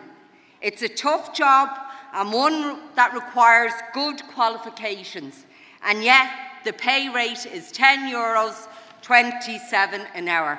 And this is wrong, and this needs to change. For far too long, this state has ignored and neglected investment into childcare. No family should have to pay the equivalent of a second mortgage for childcare. And childcare needs to be high quality.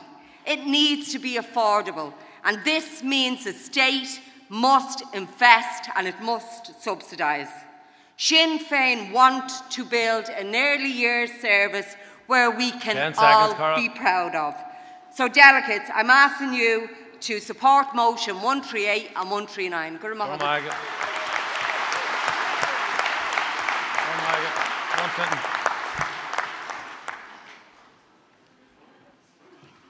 Smisha Fintan Warfield, Shanador and Cohirlock de Sinn Féin Oiga Fublachtak. Brothers and sisters, my sister stood with me when I demanded equality. Agus anish, Shasam Leahy, Agus Mlana Heron. The energy and the positivity of the referendum for civil marriage equality is now most visibly harnessed by activists seeking a repeal of the 8th Amendment because they are intimately connected. Irish women and the LGBT community share in a most unfortunate commonality, the historical and the contemporary criminalisation of our body and our life. Comrades, a safer society for women is a safer society for the LGBT community and vice versa. Today, women who seek out what should rightfully be theirs are considered criminal, and our young people are identifying with that.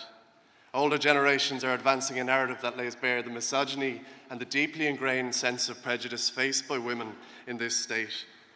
The horror of institutional abuse in the industrial schools and the Magdalen laundries, scandals like symphysiotomy, the Neary scandal, Bethany Home, and cases like that of Louise O'Keeffe. Today, just like any other day, 12 women will make their way to England for an abortion. Provided a citizen has the financial means, this is the most common solution for women who deserve better. Current Sinn Féin policy will not prohibit abortion, it will only send it overseas. And I want Ireland and the women of Ireland removed from British policy, not an Ireland reliant on British policy. Please support Amendments A and B to Motion 144.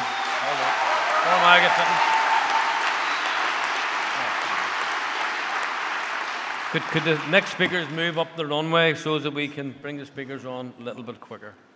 Jonathan O'Brien, Markovich, Tigbarry, Cumming, Cork City, speaking in favour of Motion 143, which is calling on the party to develop a policy on end-of-life issues, which will include proposals to allow a person who is terminally ill to be assisted to die where that is their declared intention and where they have it clearly and freely given their consent.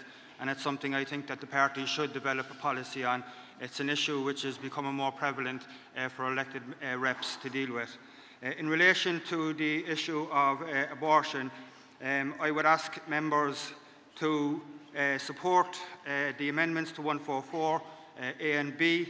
And I would say, because I know people have very differing views on this, but I sit on the Aid Amendment Committee and I have looked at all of the expert evidence which has come before that committee.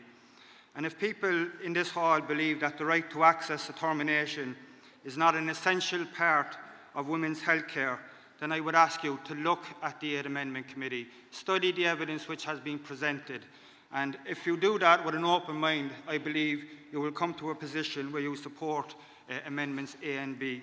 Now, that does not make me pro-life or pro-choice. It makes me a realist and a Republican, and I believe women have the right to access a termination as part of their health care.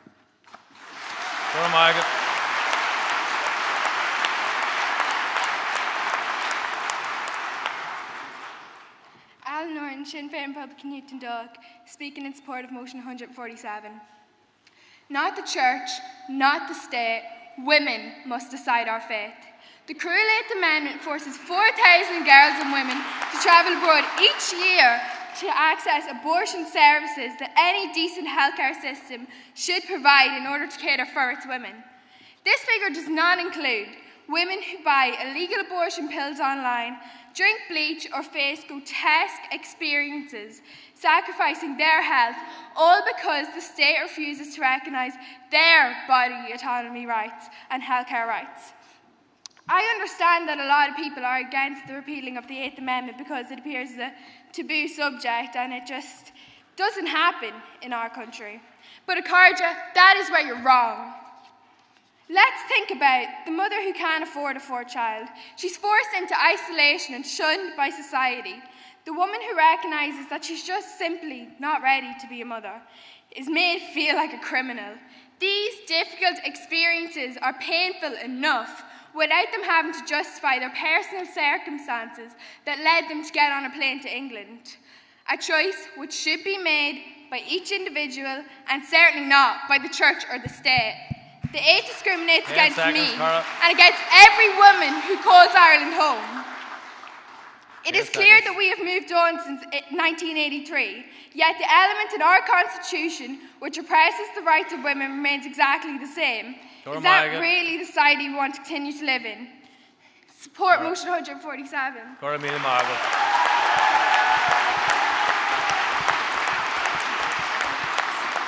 Louise O'Reilly, Boland, Hartford, Common, Balbriggan, speaking against Motion 149.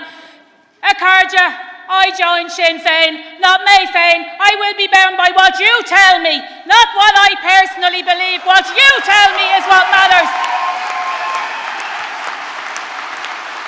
Akarja, I urge you to support the amendments A and B to motion 144, and the reason for that is very simple. I'm a member of the Committee on the 8th Amendment. If we're guilty of bias, we're guilty of bias in favour of the facts and the facts only.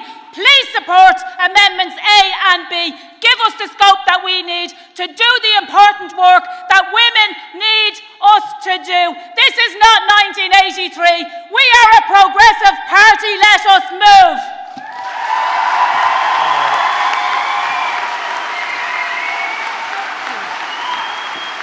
Beat that. Rory Granny, Cully Common, Coolock, Dublin Bay North, supporting both amendments to motion 144 and supporting motion 145. Comrades, Sinn Féin is a party that has always supported equality, supported human rights, has stood up for the interests of the oppressed, the marginalised, the dispossessed, and it's in that tradition, with that tradition in mind, that I'm asking everyone here today to make Sinn Féin a pro-choice party. Because the issue of abortion, the decision to terminate a pregnancy should be left to a woman. It's her body, her choice, not to be the end of the matter. And to those people in the party who are asking the party to support the retention of the 8th Amendment, I ask you to bear in mind where the 8th Amendment came from. It came from the Catholic Church. And the Catholic Church are no friend of the Republican movement, and they're as big an obstacle to social progress as the DUP are in the 6 counties. Do you really believe that the people who ran the Magdalene laundries and the mother and baby homes and the industrial schools care about the rights of women and children? Of course they don't. Let's make abortion free, safe and legal and support the right to choose. Thank you. Oh my God.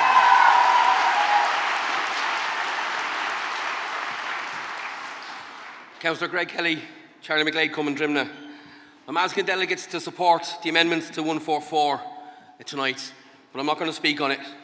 I believe it's a woman's choice, it's a woman's decision. As a man, I shouldn't have to make the decision for women. I am asking you to vote, strongly asking you to vote against 148 and 149. I'm a councillor for Sinn Féin. I stand on Sinn Féin policies, not on my own choice, not on my own opinions. I'm directed by yourselves, everyone in this room, by the members. To vote through 148 and 149 would mean we wouldn't need an Ardèche next year, or maybe we would. One topic, change our name. Because we wouldn't be Sinn Féin, we wouldn't be a progressive party, we'd be just a bunch of independents. So everyone elected could have their own choice. While these particular motions state one subject, what's to stop us expanding it? What's to stop me having a conscience about something else and deciding I'm not going to vote how my party want me to vote? There's people in this room that had to vote for the Good Friday Agreement who would have voted against it and have implemented it since. Against the policing in the north, against many changes that we've seen this party. I know of one person who wouldn't have been in favour of divorce when it was voted through by this party and campaigned for, but who has stood and campaigned for it and hopefully has changed their mind since. So I urge you to vote against 148 and 149 and really urge you to support the amendments for 144.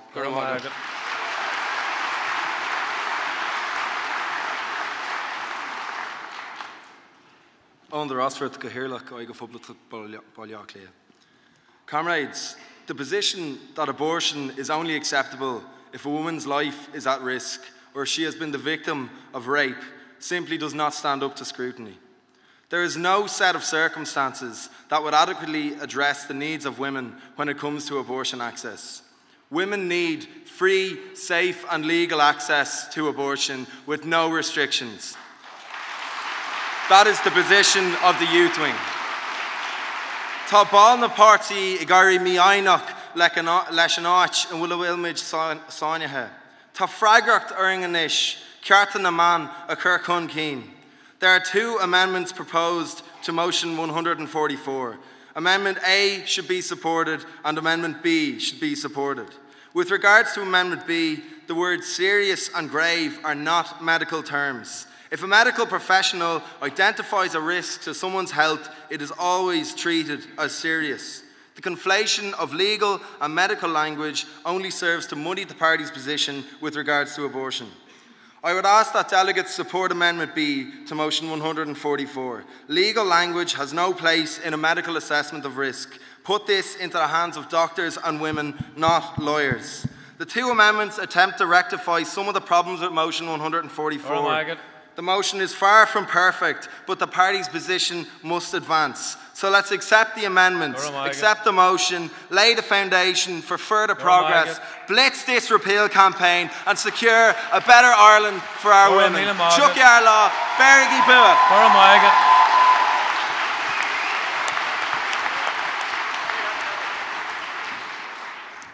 Cathy Power, O'Malley, Russell, Common, Dublin Central. I'm speaking in favour of the amendments to motion 144, both of them A and B. Comrades and friends, I've been fighting this amendment since 1981 when it was first mooted. And during that awful campaign of 1983, which was vicious and hypocritical and very hard on anyone that was taking part in it, that was against that amendment, going against the Constitution, at the time, when we were saying that women would die because of it, we were accused of hysteria. But women have died, and it isn't just Savita, who we all knew about because that story was broken by media. Lots of women, I don't know, maybe hundreds, maybe thousands of women have died because doctors' hands have been tied. And you know, for those of us who have a womb, it's personal, this. You know, it isn't an abstract thing. It's a very, very personal decision about being pregnant or not being pregnant and how it happens to you and having children and all that. It's a very personal thing. I'm gone past the stage of reproductive years now, but I look at the young women here and I look at my own beautiful daughter, and it's a very personal thing to me that there are people in this society still who would think that they'd rather see her dead than to have an abortion. 10 seconds, Cara. I just also want to speak against 148 and 149. We're a disciplined revolutionary political party. We're not some kind of a club. It's a thin end of a very dangerous wedge to start talking about conscience. Everything is conscience.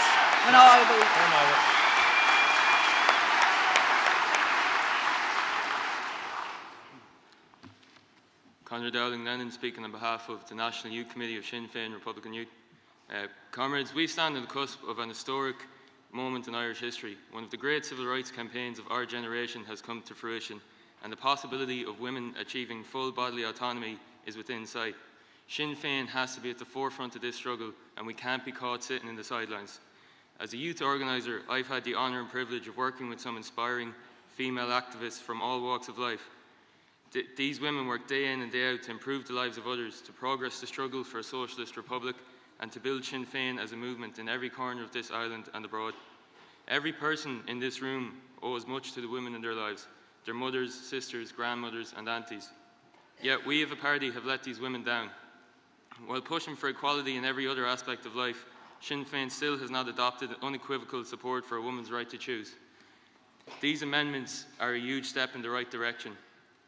In a climate where the issue of consent is at the forefront of debates in gender and sexual assault, the issue of consent has to be at the forefront of a woman's choice to get pregnant or not. One of the biggest mistakes in this movement's history was when we diluted our social and economic aspects with the phrase "labour must wait." This resulted in counter-revolutionaries finding a home in the movement, which led to the treaty and near destruction of the Republican movement. Today, we can't look back and say that the greatest mistake of our generation was saying women must wait.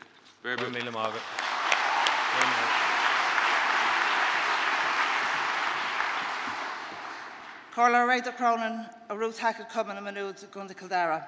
Tom Larth knew again a run ever a cage that has a hooked, August again a ruin cage that has a nay. That's 148 and 149. Georgia, on the face of it, these two conscience motions look fairly reasonable, but they are not. If either of them pass, we have lost our coherence, our solidarity and our comradeship. We will be no better than whatever you're having yourself, independence. But we are Sinn Féin, not May Féin. And as I said already, this is where our party policy is decided. It mightn't always suit me, like when I nearly beat the Ard Curl earlier on, but nearly doesn't win the war. But that doesn't mean that as a Sinn Féin elected rep, that I will ever put my conscience before the will of this room. I might say that how these motions even made it onto a Sinn Féin floor is beyond me. If they pass, we may as well tear up this floor, pack up and go home, because the will of the room doesn't matter to anymore. Whenever other thorny issues come up, as they certainly will, we will have set a precedent. While nobody can predict the future, we can look to our past, and it's worth noting that none of these two motions came from 6 County Cumming. The membership who watched family and friends suffer at the hands of state forces in the north didn't ask to consult their conscience when we voted on various issues and grasped thorny nettles. Not for us, this is too hard, sure we'll work it out for ourselves, lads. We leave those cop-out votes to Fianna Fáil and Fine Gael. Women in Ireland are dependent on Sinn Féin, TDs and senators to get this through their actions, because never before has there been a government that, a minority government trying to get, giving their members a free vote, trying to get through the Lord Corla. And finally, remember, none of us joined Sinn Féin because we are pro-choice or pro-life. We'll face this together. And we'll face it together.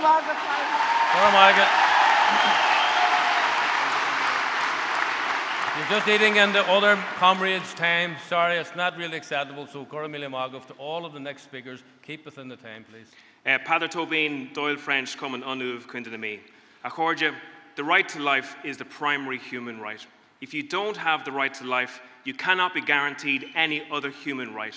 And you cannot cherish all the children equally if you don't deliver the equal right to life to all the children. Brian Feeney and Dahi McKay have stated that Motion 144 brings the party into line with the 1967 Abortion Act. That act is 50 years old, and under it, 8.5 million abortions have been performed. In Britain, a shocking 97% of children diagnosed with Down syndrome in the womb are aborted. Now, I know this is not the party's intention whatsoever. Sinn Féin don't count chromosomes. However, anything that looks like the British Abortion Act will be political kryptonite right across Ireland. It would put a low ceiling on votes, members and representatives. Political parties know this. It wasn't Fianna Fáil and Fine Gael that invented the freedom of conscience. The freedom of conscience is in every large-scale political party in Western democracy. Nothing divides like abortion. Irish unity can only be achieved through a mass movement. Rigidity on the most divisive topic in Irish society is a recipe to prevent a mass movement developing. 10 seconds, Cara. Also, the ground has shifted radically in this party over the last number of years. Motion 144 would be the third policy in 4 years in this. Given that so many of us have joined under a different policy regime on this, is it not reasonable to offer us some flexibility on this issue?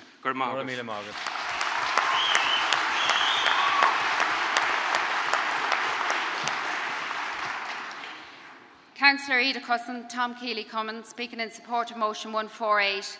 I'm not a medic, a clinician or a research scientist. I, like others, have studied many of the arguments put forward from these persons who do have the expert knowledge. The arguments continue and will continue to be put forward for and against abortion. There are two parallel thought processes, and we all know that parallels never meet. But one way to connect two parallels is to build a bridge. I could be standing here today like some advocating one side or the other, but I'm standing here today with a motion not to antagonise anyone. I'm standing here instead with a bridge to permit a conscience vote, a bridge to connect the two parallels. It allows everyone, no matter what side you're on, to vote with your conscience. We say in Sinn Féin, our constitution, that we welcome membership from all creed, but the whip in respect of abortion not only affects some of our current members, it also affects the members we would like to attract. I had the pleasure of discussing Sinn Féin with a Hindu lady in Kildare recently. She expressed an interest in joining our party. In Chatham we got down to all this kind of stuff, and that's where she couldn't see herself joining Sinn Féin. Well, she explained her religious beliefs and we talked. This lady could never progress within our party with the whip and ever be put forward in the nomination process for elections. Actually, when I spoke to her, I realised it was apparent that a lot of our existing members were in that position. I'm pro-life, that's my position. I don't ask you to be the same as me, but I ask that you don't expect me to be the same as you. I don't ask you to convert to my opinion. I request you to permit everyone to have their own opinion on abortion. Contrary to some things that's been said, it won't be a floodgate to independence within Sinn Féin. Water charges, bin charges, etc. aren't in the same category as the killing of the unborn. Womb killing is what it's called in Hindu. Garabata, womb killing. Lid the hole. Lid the hole.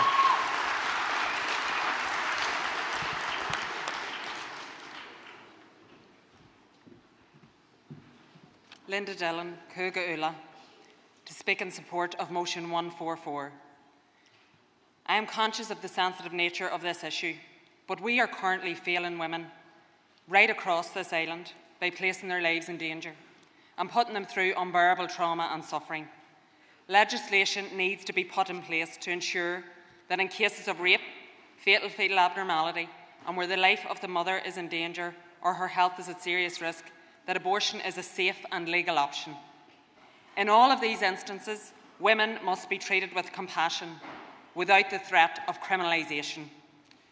I speak today not only as a member of Sinn Féin, but as a sister, a daughter, and most importantly, a mother of a beautiful girl who's aged 7, and who's aged 9, and I waited 7 long and heartbreaking, we get her age. I waited 7 long and heartbreaking years to have her. She is without question the centre of my world. There's never one day goes by that I'm not thankful to have her. And it is for this reason that I want to make this point. I often hear the argument that there are so many women who would love to have a child. I am one of those women, or at least I was. And let me assure you, the pain at wishing to be a mother would not have been eased one tiny bit by another woman having to suffer the terrible heartache of being forced to carry a child with fetal abnormalities to full term.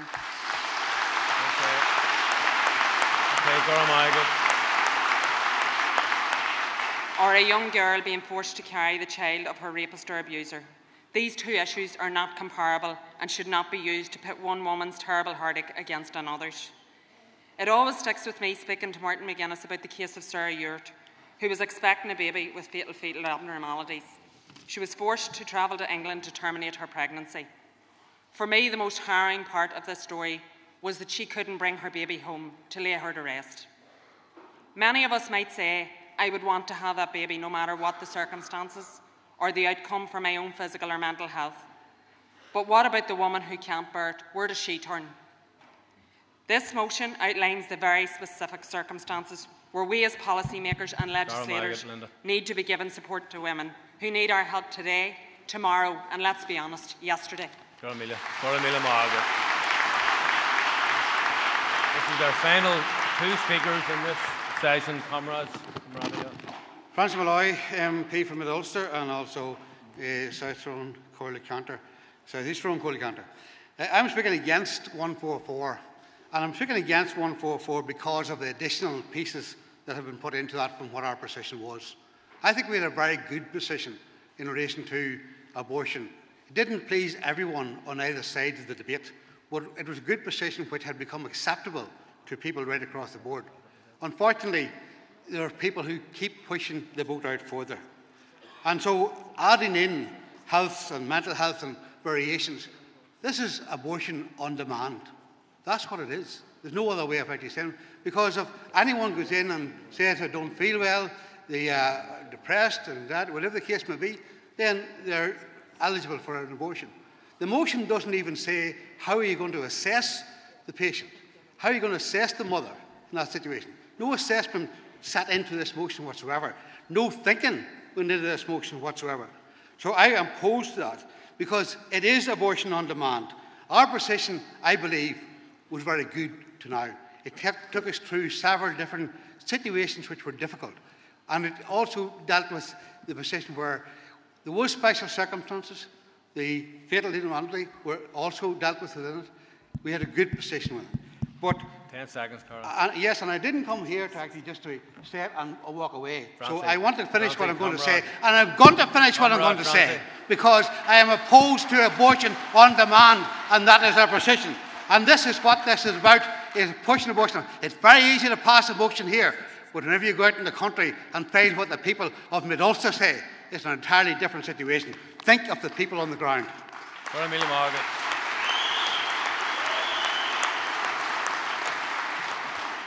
Councillor Chris Andrews, Smith Farrell, Griffith Cummins, Rings End. I'm speaking in favour of motion of amendments A and B on motion 144. The difference between Sinn Féin and other parties is that we take sides. We take the sides of ordinary people. We don't try to be all things to all people.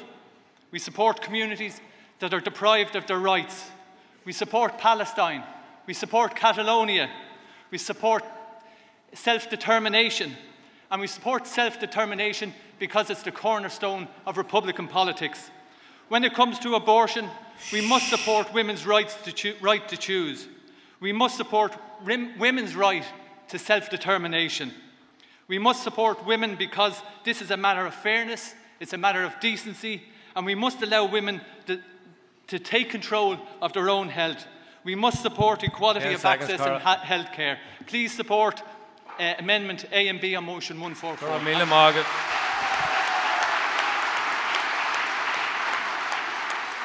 Fergal Donnelly, Robert Emmett, Rathgar, Rathmine, Sinn Féin Cumann, in favour of Amendment B of Motion 144.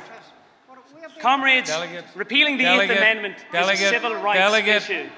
Just fan Bomaja 1 second. Fan Bomaja. Fan Bomaja.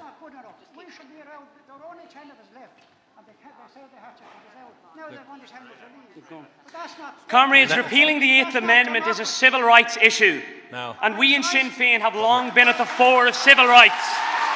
The United Nations Human Rights Committee has called the 8th Amendment cruel, inhuman and degrading, while Amnesty International has repeatedly called for its repeal. Abortion is a complex issue, of that there is no doubt, but we here today must decide where we, as the socialist alternative, stand on this issue. The 8th Amendment has been deeply unfair for women for a long time, and in this I welcome the motion 144 brought forward by the Ard Comhairle. However, we do take exception to the inclusion of serious or in grave danger. These terms have no medical standing and they do nothing to add to this motion.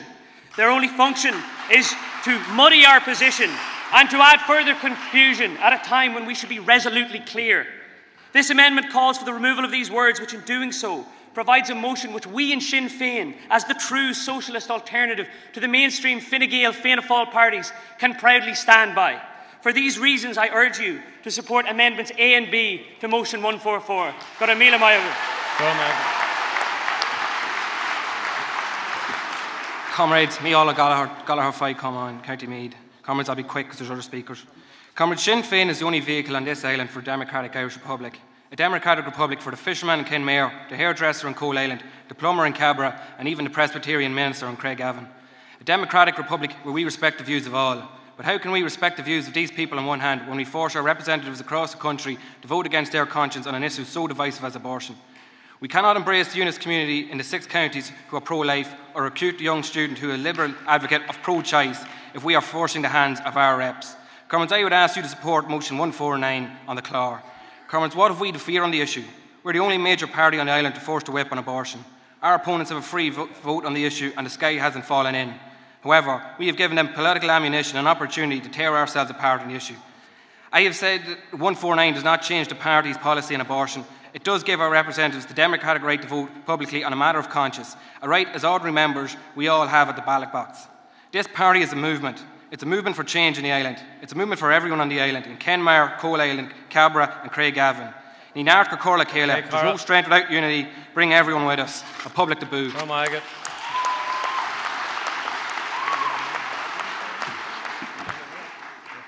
Accord to Patricia Ryan, Monastrevin, Kildangan, Common County Kildare. I'm asking for support for delegates and members for support of motion number 148. I feel a conscious vote is something we should always have as a party who always stand up for equal rights. As a party member and a party of members who always promote democracy, we also should have democracy afforded to us as members. I urge you to support motion number 148. Gora míle maith. Gora míle maith.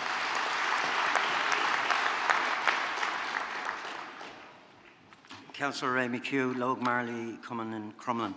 Support motion 148.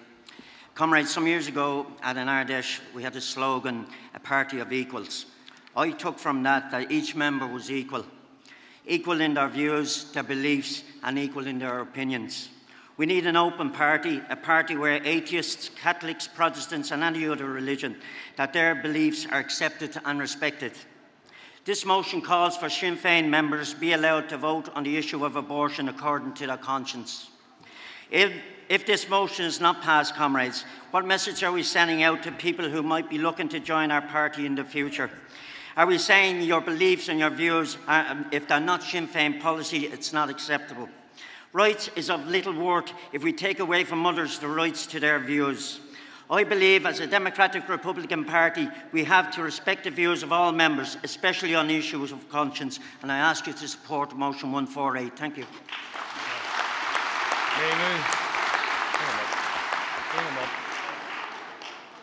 That's the final speaker, comrades. Okay.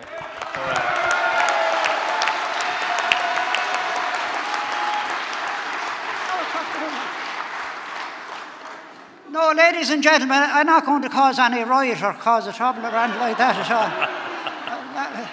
all. All I want to say is this, just on the abortion thing.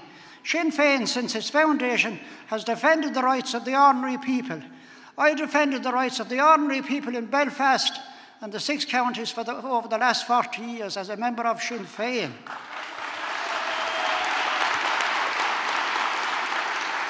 The most vulnerable people today is the unborn. Whatever takes place in the amendment to number 8 of the Constitution, let everyone be very careful what you bring in here. The most dangerous thing that can happen is if we begin to open the door to abortion on demand. The danger is when you go open the door a small bit, someone will put their foot into it and widen it a bit more.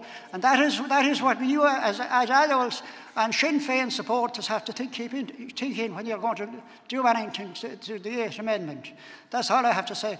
I defended the rights of the nationalist people, and now I'm defending, I felt as an old fella that I should also defend the rights of the unborn.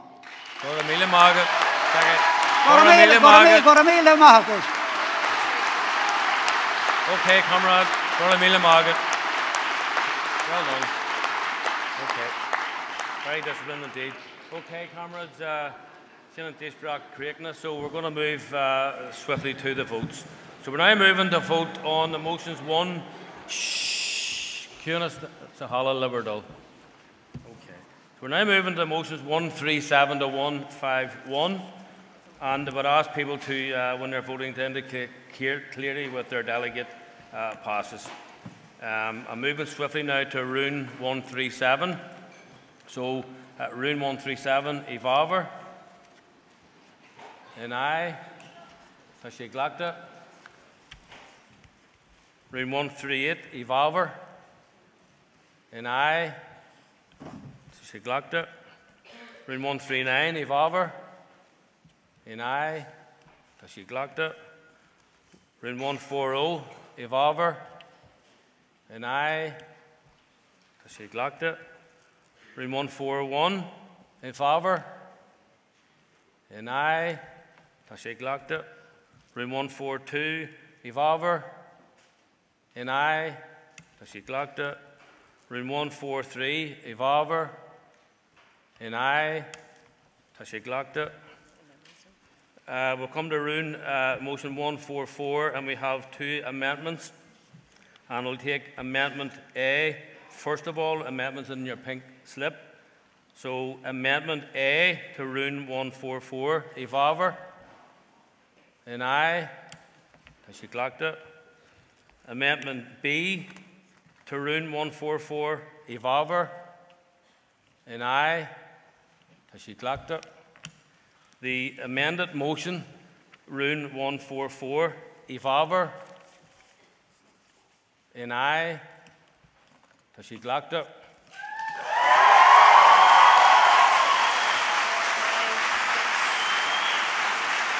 So, as explained, Liberdal, Mcguinness, okay. Cormila Magav, Mcguinness, Liberdal. As explained earlier on, if motion 144 passed, then we would proceed directly then to Rune 148. Okay, comrades, so we're moving now to Rune 148. Rune 48, Evolver. Could ask delegates to show clearly with their passes. Okay, Rune 148, Evolver. And I. That motion falls. Tashik Lakta.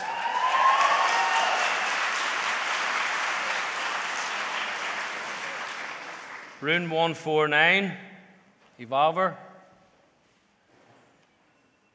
And I, Tashik Lakta.